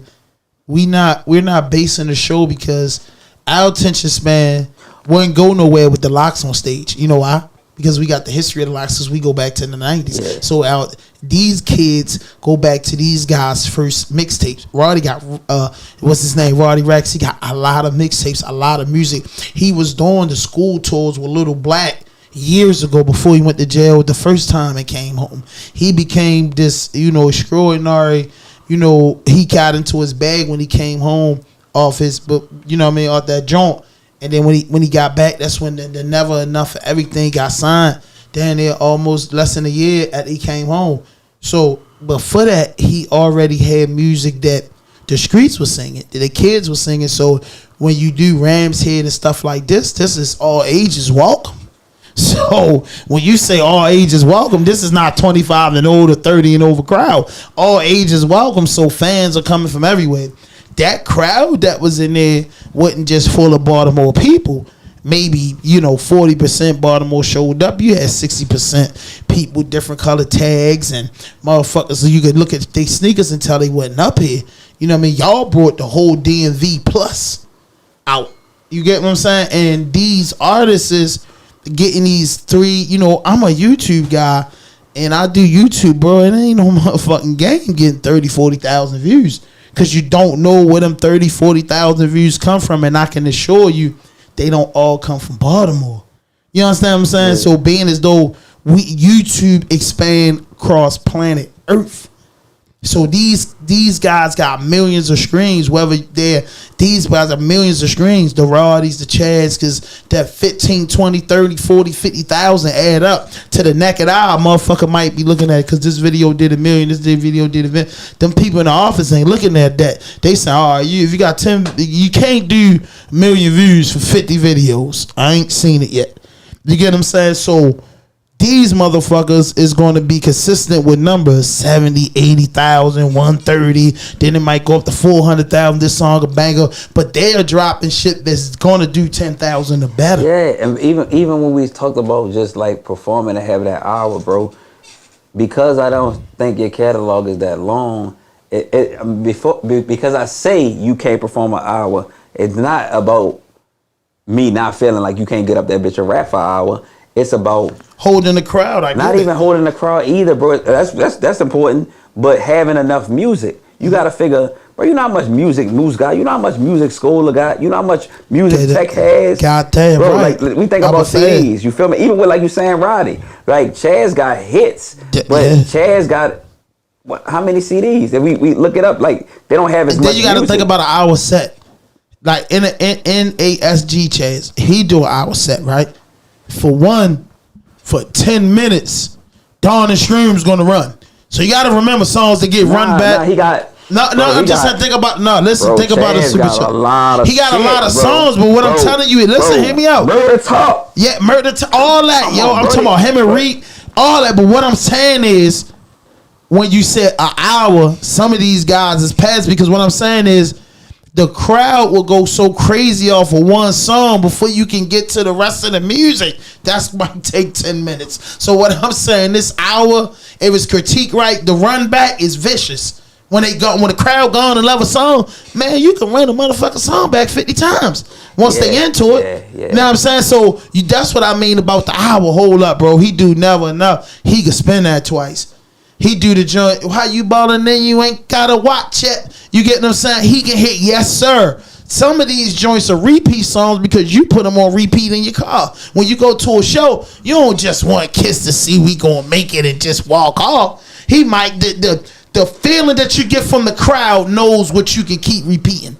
You get what I'm saying? The crowd dry, you got to give them something. But if they feeling it, well, you know this. Once Tech had them people hid. Yeah, so I don't give a fuck if Tech would have just started fucking Philly, anything. Bro, when we went to Philly, they talked highly of Kwani, OT7 Kwani. Mm-hmm. They were like, Kwani is the nigga in Philly. Mm-hmm. Bro, they have the nigga Skrilla, Kwani, and the rest of the Philly niggas that's coming up. Mm-hmm. Bro, they all rap, bro. Philly was in that bitch dry.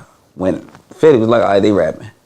Bro, when Tech came on that bitch, bro, I'm like, what the fuck? And like, you'd have thought you was in a whole nother place because the motherfuckers just was like going crazy. You feel me? Like rapping and shit. It's his turn, bro. We could safe to say that, honestly speaking, tonight, episode 3, I don't know what the fuck, but it's his turn. Every step, and that's what happens when you don't skip a step. It's his turn. Yeah, the music is getting flooded out there. I think it's Baltimore. I think it's everybody's turn. Like, you goddamn right. You motherfucking right. It's everybody's turn. Like, you know, a lot of people counted Moose out, and they thought it was over. No, niggas was counting Moose out. Niggas was counting Moose out, and it's funny because them freestyles he been coming out with, niggas say, boy, that sound like that old Moose. Nigga, he the same Moose. He ain't changed. Guess why? The difference is he not looking for a hit no more. He just making music. That's the difference. That's I think it was a time where he was just trying to find himself, and I think, you know what I mean, even with the co-sign of Kanye, bro, that's big. I think he got into the last video he dropped. He got the Kanye boots on. Yeah. And the big joint. In the beat, and I'm gonna tell you what happens when you know you in your bag. You start to feel you in your bag, and once you get in that bag, bro. Once you get in the bag where you feel like you that nigga, and you start to know you that nigga, bro, everybody around you feel the same fucking way. Lil Wayne sound the best rapper alive. Niggas ain't believe Wayne was the best rapper alive when he first said it. He kept saying this shit. What happened? Niggas started saying he was the best rapper alive. No, he showed face. And he did show face. He showed face. He definitely showed face. He showed face. But what I'm saying is, don't get these people that keep just saying they the best rapper alive and don't work. He showed face. He definitely showed and face. that man Moose worked for that, bro. And he had his ups and downs. He worked for that. It's what I call it. It's a saying in court. It's called a due process. It's a due process. The man found him listening to what he did with the little guy that was doing that shit. He heard the bars. It's a due process. These guys, right? Some are young, some are old. It's a fucking due process. They're realizing, you know, Baltimore because you're here. You one of us. They realize, oh, the music match the cockiness, the music acts, music match the zero tolerance. Listen, and not only is this is a tough city, these guys are fucking gifted. They're rapping like Moose was an artist, something Kanye never heard. When you go sign a motherfucker, you sign and you go work with a motherfucker because he sound like something you never heard. And guess what? We've been hearing this shit over 10 years now. The boy had Dum Dum. The boy had True Bill. The boy had fucking him and Tech dropped the best collab mixtape you could ever get two people from a city to fucking do. The boy has been going, but he been undefeated. All his tapes, all Moose tapes are hard as fuck. Moose is under fucking feeded, but as a hermit, Moose undefeated, bro. Moose ain't dropped one trash mixtape ever in his career, bro. He never did, yo. I gotta tell you, I gotta give him that. This what happened. This is my opinion, right? What I think happened is, what fucked him over the most is when he got the VOP the day before he was supposed to perform at that Boosie concert. Mm-hmm. It was I don't know if you remember that concert. Yeah, I remember. That concert. Master P. One of the biggest stories. I was in the back with Master fucking P at that concert. Mr. Anthony threw that fucking concert. School to perform, and I never forget the violation of probation because it's for the Kev. Me and him was outside of the jail trying to figure that shit out. That shit was dead. You know what I'm saying? But he got locked up because he was on fire. It was him and fucking School. That's what everybody talks about. Bitch yeah. So he was at the height of his fucking career, catch a VOP, get locked up for whatever amount of years, and then you come home and you got a situation where your brother passed. You got all that. You got stories about what happened. The police shit. All jail. That. You know what I'm saying? You got the police shit. So if I would have been in his circle, I would have said, bro, you got to rap about everything that just happened while you wasn't home because people was looking forward to hearing him. He was, though. He was. He told. I ain't going to hold. Can't he tell us, man? Tell us, man. Yo, every fucking songs, thing. Bro, but I just think. No, bro. You know what I'm going to tell you? Listen, I'm going to help you out because, you know, we partner up in the future. I'm going to help you out. I'm a extreme hip-hop head. Extreme. Moose is one of those artists. What was the first song that came out when we got released? The first song he did was that Panda beat. Yeah. Bro, he didn't. He touched on it a little bit, bro, but I feel like he could have expanded on it, bro. Like how he did in the Now They Know song. Yeah, it's certain songs that you could hear him, bro. He could have. But bro, he couldn't talk in that era before. Just most recent, he couldn't. He first got out. Those boys wasn't. You know what I'm saying? So that shit was still in the air. But what I'm saying is, I think stress, the streets, environment, and you know what I'm saying, and going through so much took a toll on his career. But as far as the music, he never lost his talent. He never showed weakness in none of his projects. He never showed weakness. He never showed weakness, but overall, if you know. But every man, every woman, every child go through something. And Moose is where he's supposed to be. You know why? Because God don't make no mistakes. Everything Shorty went through led him to Kanye West finding him and giving him away. Once that man get on the track, He's already been co-signed by Boosie. That didn't work. We don't care. Co-signed his goddamn self. Tony Austin co-signed him. Kevin Lyles and them co-signed him. Then he went on with the Boosie Donkey co-signed him first when they got with Donkey. Then, you know, Kevin Lyles and Tony Austin, he went through that. Then he came with the badass situation. Then he, you know, went through what he went through, and then he was discovered by a international superstar that can really make it happen. So that goddamn boy got a Netflix series. That goddamn boy is a fucking label movie company dream, because guess what? It is what's going on today in this industry is fate. Baltimore, the DMV area, has not got that virus of fakeness. The story of Moose is serious. It's not a laughing joke. It's not a game toy. That Scooter shit, it's not a game toy.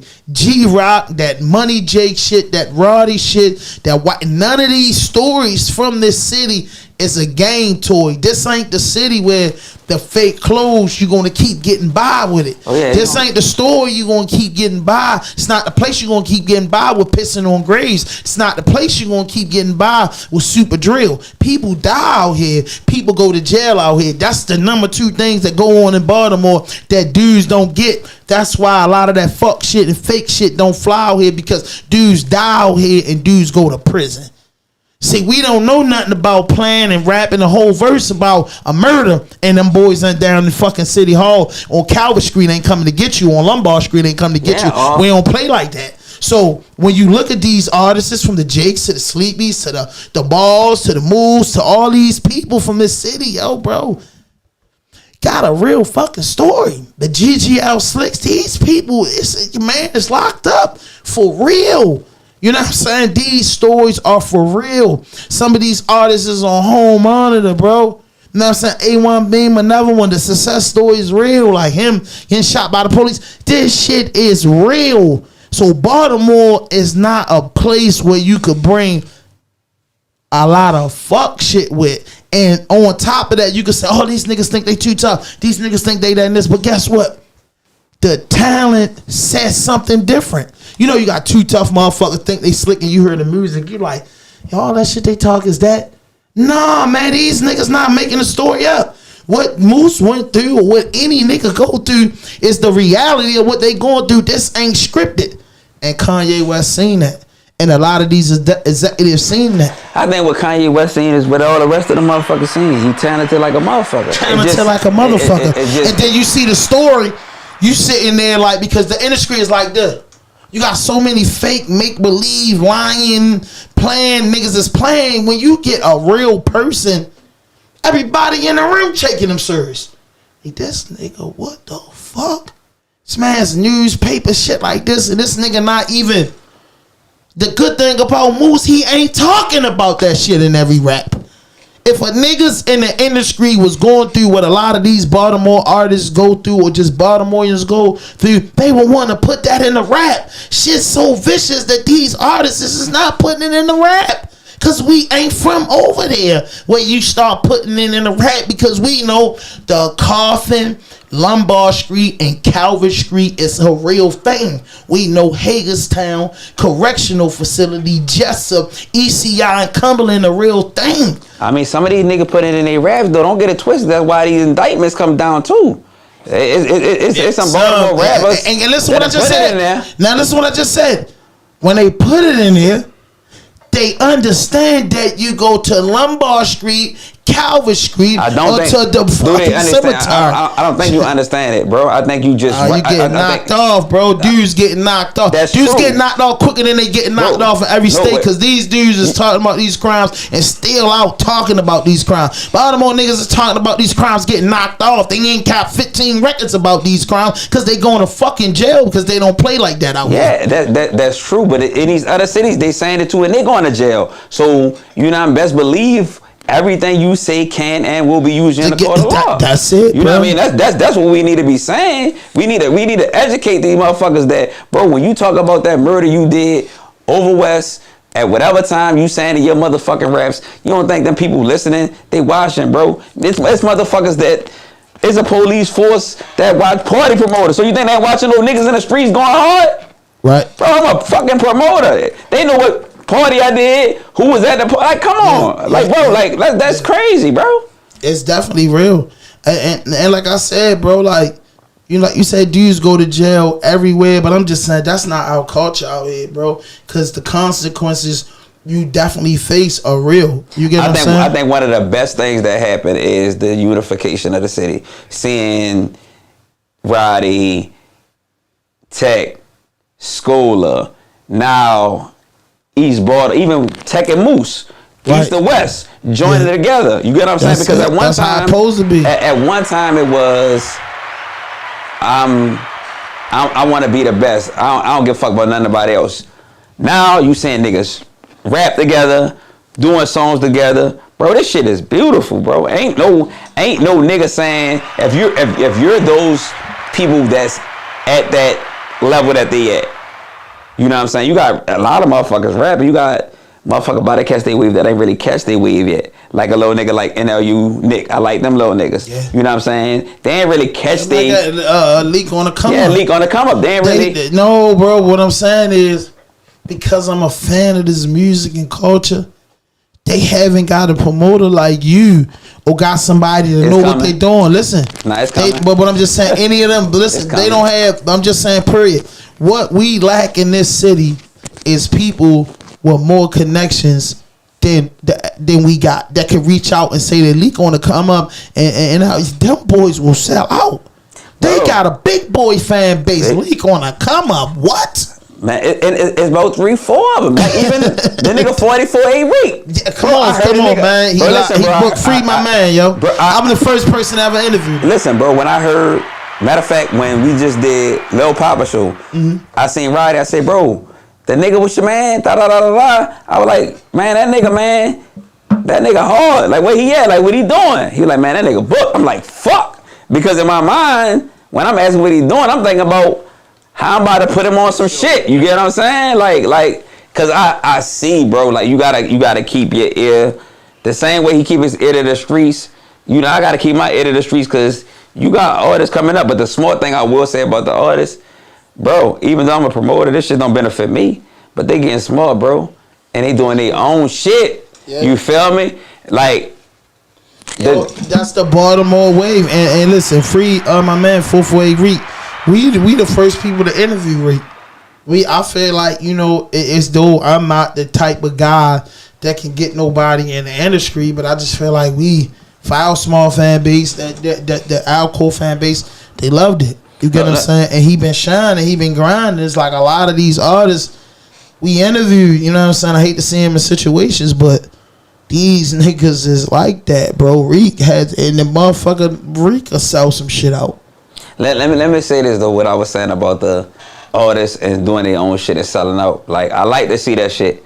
And a lot of times, another motherfucker don't want to see them do their own shit because that take away from the promoter shit. If you're a rapper, you go say your own shit, you don't need me no more, right? Right. But you may think you don't need me, but you need me to a degree. So just like I would pay... Promote. Yeah, you know what I'm saying? Just like I would pay for the book you and make my money, and I'm promoting, you still need a promoter. We all coincide. And that was the beautiful thing that the 90-day run, it should have showed everybody. You feel me? Yeah. You know what I'm saying? Yeah. That man did what he was supposed to do, but I did what the fuck I was supposed to do. You know what I'm saying?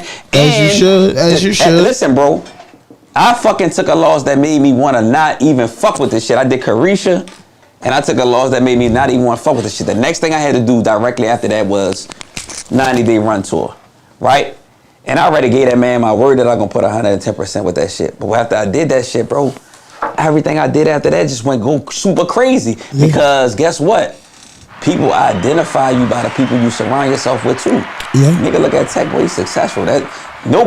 I've never heard nobody say no bad shit about Tech. His name is gold. You ain't never hear a nigga say no bad shit about me. You get what I'm saying? I ain't never scam no nigga. I ain't never steal from no nigga. I ain't never borrow no money from no niggas. I don't owe no niggas nothing. I ain't never snitch on no niggas. I ain't never do no gay shit. You get what I'm saying? So I ain't saying it's a fact. Like me neither. You know what I mean? Yeah. But you know how we connected. We didn't even connect in our time. right? Correct. We ain't connecting out of town. We was out of town working. You know what I mean? That's how we connect. I respect what you do, and what you did was you made history, and our podcast is based off of making history. You know what I'm saying? Over, 300 pieces of material, we made history with pieces of art that we put out dedicated to our culture, and we working our ass off, like you say, getting up every morning striving to make it. What you did was legendary. What you did was turn a dream into reality with the push from another person. Two people putting 100% is 200%, and then you add the pieces of the puzzle, then you get a thou out of it. You get what I'm saying? It all first start with two people or one person that's saying this is what I'm doing. Then all the pieces came together, and what I seen that y'all did together collectively, I can't wait to see what happens in the future. And I want to say this, bro. Like I can't 100% take credit for that shit. You got people like officially booked my man Trey. He the one made sure everything was ran right in the venue, stage, this, that, you know what I mean, keeping shit in order, setting budgets, trying to figure out what's going on. You get what I'm saying? You got H. Franks who helped with the promotion side. You get what I'm saying? Even to my success right now, I got my man that rock with me, Tay, War Entertainment, we ain't regular, you feel me? Like when I'm doing shit, you're 100% behind what I want to do. If I say, bro, I think this is a good move, we go over the numbers, man, yo with it, you feel me? He invests, you feel me? Like, we making money. That shit mean more than when a motherfucker believe in you and they going hard with you while you in the trenches with this shit, bro, you can't repair a motherfucker for that shit, bro. The only thing you can do is be loyal and show as much love to a motherfucker like that, because a lot of niggas don't get a chance or an opportunity, don't have nobody in their corner to do shit, so they in a situation where they feel like, fuck it, I gotta do me for and fuck everybody else, you feel me? So everybody's situation different, but I had to shout my niggas out. H. Franks, man, you already know how we coming, you know what I mean? War Entertainment, we ain't fucking regular, you know what I'm saying? Y'all already know how it is when we in a motherfucking club. Through 100,000 in Norma Jeans, never been done, bro. We fucked the block up, bro. And I ain't talking about us, but I'm saying the overall party. We November the 4th, we did a party in dedication to Mackie from over east. He died in a car accident. It's their family, bro. Niggas drew 100 collectively. Everybody that was inside of Norma Jeans drew $100,000. They was literally going to get ones from other strip clubs, taking ones back from the strippers. Same night as fucking Rod Wave concert, bro. Like that shit you don't see, bro. Like that's history. You feel me? Like I can say they ran out of ones. The owner of Norma Jeans could tell you that my story is valid. He's not just talking to be talking. Niggas want to make themselves seem like they did big shit, bro. Like this shit big. You feel me? Like the 90-day run tour, bro. That was. We were all fucking students, you get what I'm saying, that was learning along the way. So the next time Tech do his tour, he know what to look for. He know we can cut an expense here. Boom, this is my profit margin, you feel me? So the lesson is bigger than the tour because we learned so fucking much, bro. And you're learning for when you for the future, to the next level, bro. Yeah, that's why I agree with you 100%. That's why I say it was a legendary thing. You know what I'm saying? It's a legendary thing, bro, and I respect it. I was there. I saw it with my own two eyes. You know what I mean? We saw it with our own two eyes. We witnessed it. You know what I'm saying? I loved every minute of it. I think it was well put together. I don't know what happened behind the scenes, but whatever happened behind the scenes, it came out perfect. And it also comes out perfect, bro, because I've never seen. Bro, that nigga, bro, he different, bro. Like some of, bro, either you got it or you don't, bro. You can't teach this shit, bro. Yeah. You can't teach the hustle, bro. That nigga know exactly what he want to do, how he want to do it. This motherfucker, we could be having a conversation, and if a nigga on that screen supposed to be playing some shit on that screen, and he noticed that shit ain't on that screen, he could look up, or he could hear, oh, that's the wrong clip. We could be like me and you having this conversation. That's how anal he was with his shit, bro. That shit, bro, like a big part of that, he made it easy because he knew exactly how he wanted to do it, what he wanted to do, how he wanted the stage set. You get what I'm saying? Bro, they had to build that shit out, bro. That shit. No, shout out to that. I follow the people that build it out. He tagged them in it. Bro, did a good job. Yeah, bro. Like that whole Bro, you gotta. It's a certain level of genius you gotta have when you're ball out. What it is, man. That shit, like. Shout out to everybody that tapped in. Keep it G. News tapped in. King Jack tapped in. You know what I mean? Let's talk about it. Tapped in. My moderator, ball out. Tapped in. What up, man? You right, man. You made history with that. You made history with that, man, and I respect what you're doing. Man. We made history. You know what I mean? Y'all made history. You know what I mean? The whole city made history because they turned out. And that was the beautiful thing. It was everybody for the city, turned out, bro. It was for the city. It was beautiful, bro. Now I dropped the tear. You know, just knowing where Shorty come from, and you know what I'm saying, just being respecting the game and just seeing somebody that come from, you know, just saying me. I'm a big fan because I do it myself. We build our shit up. So I know the feeling when you go step for step for step for step. Work ain't easy. It ain't supposed to be. Something I learned from my lacrosse coach back in the 90s, bro. He used to say two things, yo. Two slangs he had was execution, no excuses, bro. You know what I mean? That's all my coach used to always say, execution, no excuses. Work hard for it. You get what I'm saying? And that shit stuck with me. So anything you want, you gotta grind for it, bro. And you don't gotta brag and boast about the grind. You ain't gotta do that. People that brag and boast about the grind and brag about what they doing and paying and doing all that, bro, they not the ones, bro. And like how you talk your shit, because I like your style, I gotta talk my shit. We came in this motherfucker, nigga. I went to the pawn shop one day. You get what I'm saying? I told them niggas I was coming out with this raw dope shit. I was working with my nephew for a year straight with the music. I told him at the end of the year I got to do something for myself. I told my friends and, you know, family what I was doing. And then, you know what I'm saying, I guess people believe me. Some people didn't. I went to the pawn shop, bro. You know what I mean? I was still trapping. You know what I mean? He ain't believe. You get what I'm saying? He ain't believe. But me, you know what I'm saying? And one thing he going to tell you is, in my younger days, I'm a trapper. So he ain't gonna tell you that. He'll tell you the story. If you hear Kenny's story, hey, the boy always got great ideas because that's how my brain works. You get him some. I'm always thinking about something. He just said it was just one of them days the hand was in the house ranting, but it was never about financial stability or getting the money to do it. It just, I told everybody what I was doing. I guess they took it for granted. I wasn't. You get what I'm saying? I get people took it for granted. I remember waking up one morning and say, yo, I got free $1,500. I'm about to take this $1,500 and go buy all the podcast equipment. Jumped in my car. I was going down Garrison. I fucking went to the fucking junction. They had a computer. I brought the first RAWDOPE podcast computer from Walbrook Junction Pawn Shop. First computer we ever recorded, and I brought it from the pawn shop. And the first headphones we had, I brought it from the pawn shop. Then the man was telling me, I was like, man, I need podcast equipment. He's like, I ain't got it. He's like, man, you go to Guitar Center. I drove out Glen Burnie to Guitar Center. I went out there and I'm shopping for shit and they telling me all this shit I gotta get.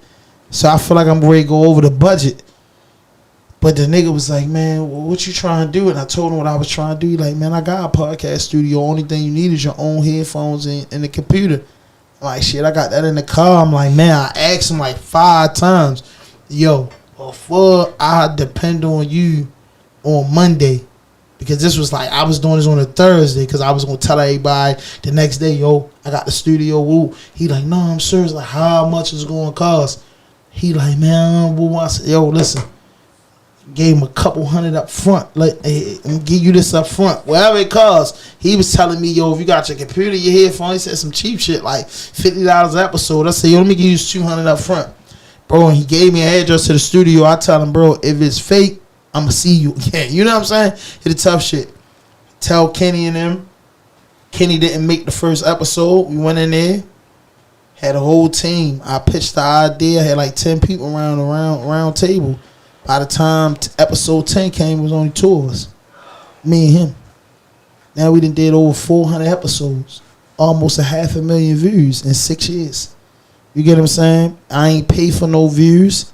I ain't go knocking on doors. I ain't do no whole bunch of kissing ass and dick riding because I felt like we ain't asking for no favors. We gonna work and we gonna build ourselves up before we go around asking for favors or going around paying for shit. Let's just work for it. Let's just fucking grind for it. Let's not think about nothing else. Let's just work for the shit. And see, hard work can't be denied. The first time we I thought I made it, episode 17, I interviewed DJ EFN from Drink Champs. You know what I'm saying? I did the Drink Champs thing. And that ain't work the way that poster went. And then we just been grinding and grinding. The first time I seen the numbers going up and will help us get monetized was when we did the YG Tech freestyle, the Wine Sosa. We gotta get at Sosa too. You know, Wine Sosa, we did 12,000. Money Jake following up with like 3,000, coming off with NASG chairs when he first came home, another 10,000. You get what I'm saying? Shit like that. OTR Chaz, you know, interview with him, a white boy with the bag, like twice. I interviewed OTR Chaz twice on the platform twice. You know what I'm saying? The numbers starting to creep 3,000. NASG Chaz when he first came home, when everybody was hot and everybody was looking for him, and he disappeared on us. So the work after just been working. That's another thing that's key, bro. Consistency, bro. You gotta be consistent with anything, bro. Like if you stay in people's face and they see you enough, bro, you gonna grow on them, bro. Like that's just like the music. If you hear the same song over and over and over and over, you begin to start saying that shit in your head. Like, why the fuck is you listening? I don't even like that bro, you find yourself saying, get it sexy. Like, what the fuck? Like, you know what I mean? I like it too. Yeah, bro, in the club. I like that joint in the club. Yeah, but what I'm saying, though, bro, that shit just... You hear what he say, Joe? Tomorrow he said, yeah, Glow, I like that joint. I like it. You like it, though, right? I like the song, but what I'm saying, though, you could be fucking... Music is so crazy, bro. You can literally just be chilling, bro. And if you're a real fan of music, bro, that shit just come in your fucking head, bro. Right. Standing on sofas, S classes and Rovers, bro. I keep on pulling money up. I fuck with all my soda. Yeah. It's a different motion, bro. And the crazy part about it, that's the beautiful thing about music, bro. I heard the record. It was cool the first time I heard it. Then I saw the video. And then I was in a fucking club and niggas going crazy standing on sofas. It's like, bro, what the fuck? Because I might listen to Tech, right? This me. It's crazy because you say A-side or B-side. Mm-hmm. First listen, I'm a B-side listener. I want to hear the moving through it. I want to hear the motherfucking, I got questions for you. Mm-hmm. I'm going to play that shit 100 times before I even get to the motherfucking the hits. In my zones. Yeah. The motherfucking... Really the ones that's the hits. Talk nicely. Bro, I didn't know he was talking that fucking crazy. Yeah. You know what I'm saying? Because guess why? I was listening to Want It No More for like, you know what I'm saying? I was so stuck on Want It No More. Then when I got over, all right, boy, I done played this bitch 1,000 times. Let me get to the rest of these songs. And then I heard Talking Nicely in my head in the club. And I'm like, bro, what? Yeah. But that Tech, you know what I'm saying? He number one on my playlist, but you know, he ain't the only artist that, you know, truly gave me that feel and just put you down. Tone Next to Blow gave me that same feel. Wow, he's so fucking underrated to me, bro. Yeah, Tone Next to Blow gave me that feel. Let me finish telling you, Money Jake gave me that feel in Jones, Blue Benjamin, Bees and Sleevey. TGL Slick, man. Yo shit be like that. You get what I'm saying? And it's some underground artists like dude Lace G. I really like him. A dude King Massa Musa. It's just like bro. It's like it's so many of these dudes, bro. They got good projects that I be like, yo, these niggas shit is just so much stepped on, bro. I interview so many artists. Ozzy's 400, bro. That's a vicious artist. Giddy. You know what I'm saying? It's like so many of these dudes, whereas though I don't even name top 10 no more. I just do comparison because I don't do it, Kenny. Just Kenny will tell you. Cause he too buddy with all these niggas. He can't not name a nigga without them saying why you ain't named me. No, I don't go through that. I don't go through that. Friendly. You know what I mean? These are my guys. And ain't nobody hit me like why you ain't named me, but it's just like I got a lot of names that I be feeling. Nah, man. You know what happened? 448 Reek ran down on him in the studio. Yeah, I ain't right around those studio. Kenny. He told, and then he held me back. Hey, you ain't got nothing to do with this. True story. He Javon looking at me like, are you serious? No, I'm dead serious. I said on the I'm serious. I ain't like his music. And he approached about it. He sound like them Detroit niggas. And he approached him about And it. he wanted to know why I said it. Yeah, and you see that Kenny not denying it. That's why. We older guys, but So how you felt about that? Huh? How you felt about he that? wanted to ask him face to He face. cleaned it up. He went and did the project with Chaz, Law. and Yep. to me his flow got crispier. So now you cleaned it up. So Yeah, but I think sometimes I think sometimes that's what's needed. You get what I'm saying, bro? And if you feel like you better than a nigga or you the best, bro, put in the work for to make people feel that shit. You know what I'm saying? Because the people, majority of the people already know who's that tier. Yeah, We can't deny the tier. I can't fake it with nobody. We all agree that the tier is the tier. Yeah, I can't fake it. And if we're talking lyrically, bro, that's what I'm saying. Like when you talk about, you ask me about songs, but if we talking about lyrically, bro, I like lyrically, far as bar for fucking bar rapping. You ain't say Test 410 international No, superstar. I'm saying bar for bar fucking rapping right now. If I had to go listen to a nigga that I want to hear rap, like really fucking rap, I would say Tech, Chaz, and fucking Jake. Jake can fucking rap, bro. That nigga can fucking rap, You bro. goddamn right, Jake can rap. He can rap. He can spit. He He's can a rap. spitter. But the thing about it, bro, is the songs. You know what I'm saying? And the thing about this is with the industry, like once you get in with the execs, bro, it's motherfuckers that create hooks, it's girls that sing songs. They find music that compliment you. That's what needs to happen. That's the bigger picture, the creation of songs. As far as rapping, bro, them three niggas, bro, Tech can fucking rap. Yeah. Like he can fucking rap, bro. Nice. He's Yeah, nice, NHG bro. Chaz, NHG Chaz can rap. Jake can rap. Yeah. Moose can fucking rap. Tone can rap. Tone can rap. Sleepy can rap. Sleepy can rap, but Sleepy has, bro, I'm talking about them metaphors going crazy, bro. No, Sleepy nasty. Sleepy nasty. No, listen. Izzy can rap. Hold up. Izzy a rapping Izzy motherfucker. can rap. Sleepy can rap too, but Sleepy still has, I think he just need to bring out more music. bro. I agree with him. No. I know what he getting at. He more. It's not about. I know what It's he not getting about he can't rap, bro. It's how he raps. And what I mean by that, he has a certain flow. Like you're not about to be. He's not. When you look at Not a spitter. like when you look at a Fabulous, that you look at a Jay-Z, you look at a Wayne, you know them niggas is concrete, bar you down. That's what I'm saying. I'm not saying nigga can't rap, but Jake can bar you down, Tech can bar you down, fucking Chaz can bar you down. If you, bro, when I heard that nigga on Can't Stand the Rain, bro, I'm like, what the fuck? You get what I'm saying? That's what I'm saying. What I'm saying, I'm talking about from a true hip hop. Chaz, vicious, nice. yo.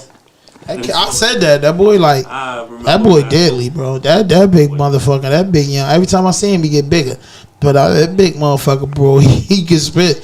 Bro, Yeah, you named the spitter. I mean, Moose a spitter, bro. Jake's a spitter. Let me say something too, bro, because I gotta put some fucking. I know I'm talking about spitting, bro, but sometimes, bro, that Roddy shocked the fuck out of me too, though, bro. Yeah, like sometimes it's. But I guess everybody get a turn. For instance, on Bus Fair, I think Scholar had the best verse on Bus Fair, and that was my first time. And that was my first time really feeling I felt like Scholar got from shining to now. Scholar, one of them artists Scholar got 10 times better. He definitely got better, but Scholar got 10 times better, bro. Scholar's in his mode, bro. When I heard him on Bus Fair, I was like, what the fuck? Like, this Scholar? Yeah. You know what I'm saying? Yeah. No, I ain't gonna lie. False identity.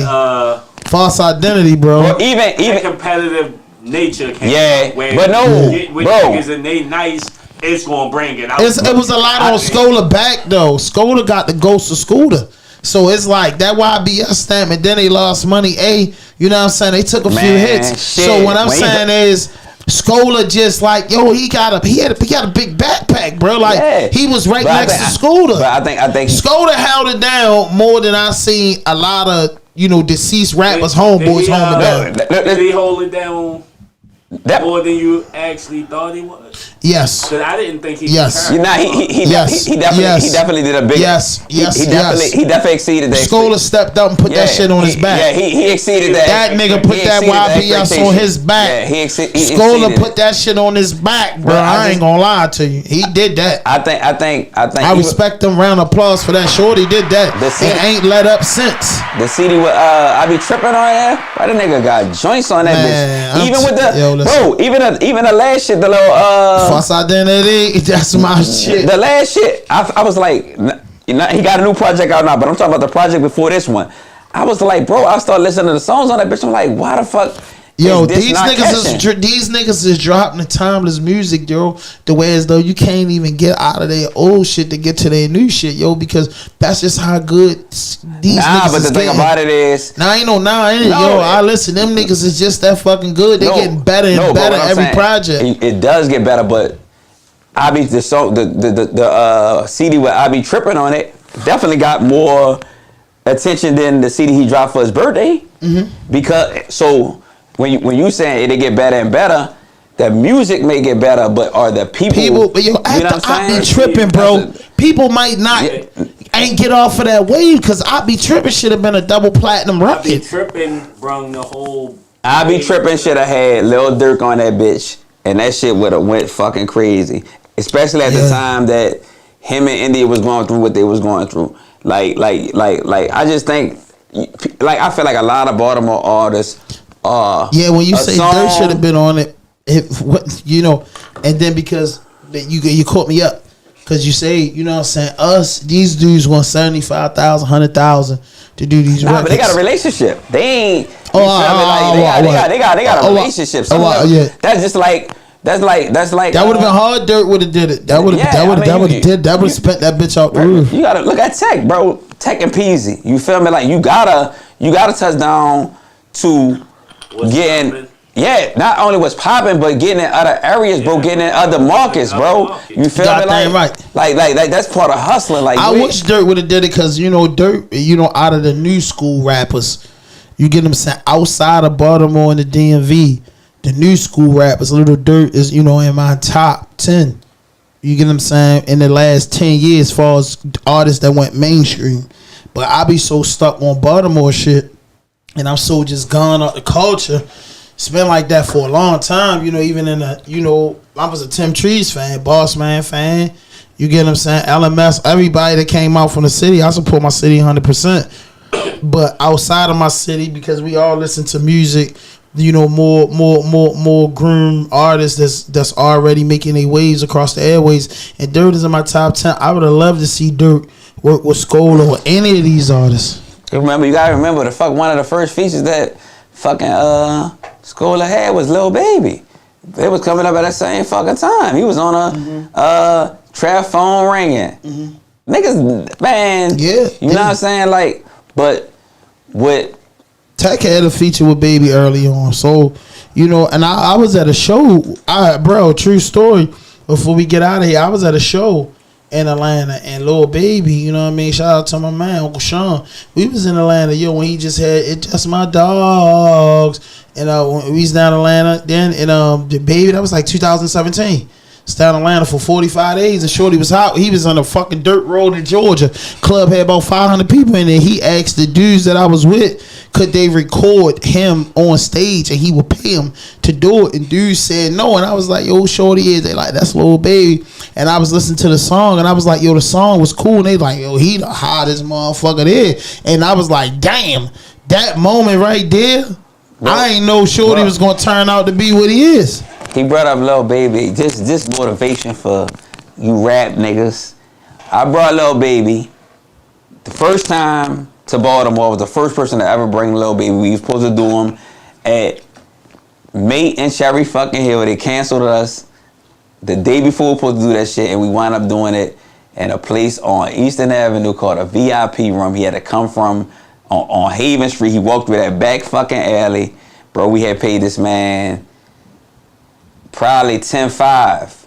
Bro, now this nigga making $250 an appearance, my nigga. We not talking. That's the hoster party. Yeah. So you heard what I said? 10.5 and he get what? Yeah. 250? Yeah. 250,000. All in under 10 years span. Come on, bro. So I'm saying that to motivate a nigga, like, bro, like it ain't where you start this shit. It's out here to get. It's out here to get. So like, you feel me? Don't limit yourself. Like, you might be getting 2,000, 5,000 a day, bro. You fucking around might wake up and get that hit. Now you doing 50 to 500,000, but put the fucking work in, bro. Yeah. Work, bro. This you gotta work, bro. Yeah. And consistency is fucking key, bro. That's what I do. You can't pay attention to what niggas doing. You gotta work hard for it and never get up. Listen, hit that notification button. Hit that subscribe button right now. If you tapping in right now watching this, hit that subscribe button. Hit the subscribe button, bro. Hit the like button real quick. Hit the subscribe button. We do this at the end of almost every show. Hit the like button, bro. Hit the subscribe, bro. How many likes in the chat? You know what I mean? It's 5 likes. It's 10 people still watching. Can we run them likes up to 15? Hit the like button, bro. Hit the like button, bro. Hit the like button, bro. Hit the subscribe button, bro. That's it. You can hit the like button. You can hit the subscribe button, bro. If you ain't no hater, you'll hit the like button. You'll hit the subscribe button. Man, subscribe to this shit. RAWDOPE podcast, nigga. Like, come on, man. Just hit the like button, bro. It's not that hard for you. You know, Kennedy puts the camera directly on me and I tell him, it's not hard, bro. Hit the like button, bro. Hit the subscribe button, bro. And we just watch him and see who not hating. Hit the like button, bro. Hit the subscribe button, bro. Drop a like. Leave a comment, bro. Don't sit there and just window shop. You get what I'm saying? We appreciate you for tuning in. We appreciate, but we just ask you show appreciate to the content and to the channel. If you like what we doing, hit the like button, bro. This brother right here, bro, through a history. He made history in Baltimore City. You know what I mean? Baltimore artists is selling out the big venues in the city, bro. That's what we doing, bro. Hit that like button, bro. I appreciate it, man. Hit that subscribe button. Subscribe to the channel, man. We on our way to 10,000, bro. I don't even like the way that sound, but I appreciate it. But we on our way to 10,000, bro. We ain't ungrateful, man. Tell them where they can find you at on social media, bro. Javon Bond 007 Instagram. You already know. Turning this shit up. Best parties in the city. You need to get out of jail. You already know. You dig? Hey, listen, man. Hit that notification button.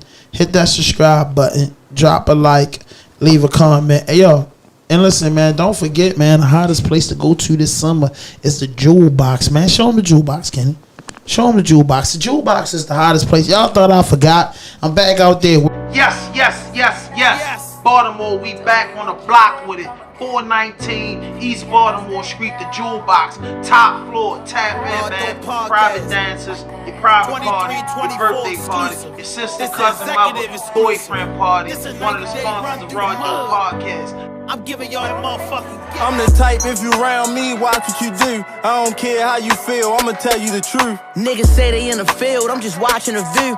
Watch niggas do shit that I never do. I really been through hell, I can bring heaven to you. I'm out this bitch preaching, I can bring the reverend to you. Niggas said he wanted 4, I'ma sell him a deuce. He said the purse don't get him high, they start selling them boots. I done seen the state charge go federal too. I tried to tell him shit stink and he fell in it too. He really wasted what I told him, it was better to use. Lil' bro on go, I ain't gotta tell him to shoot. I just keep. Yes. Come on, man. Pull up 419 East Baltimore Street. Let's go.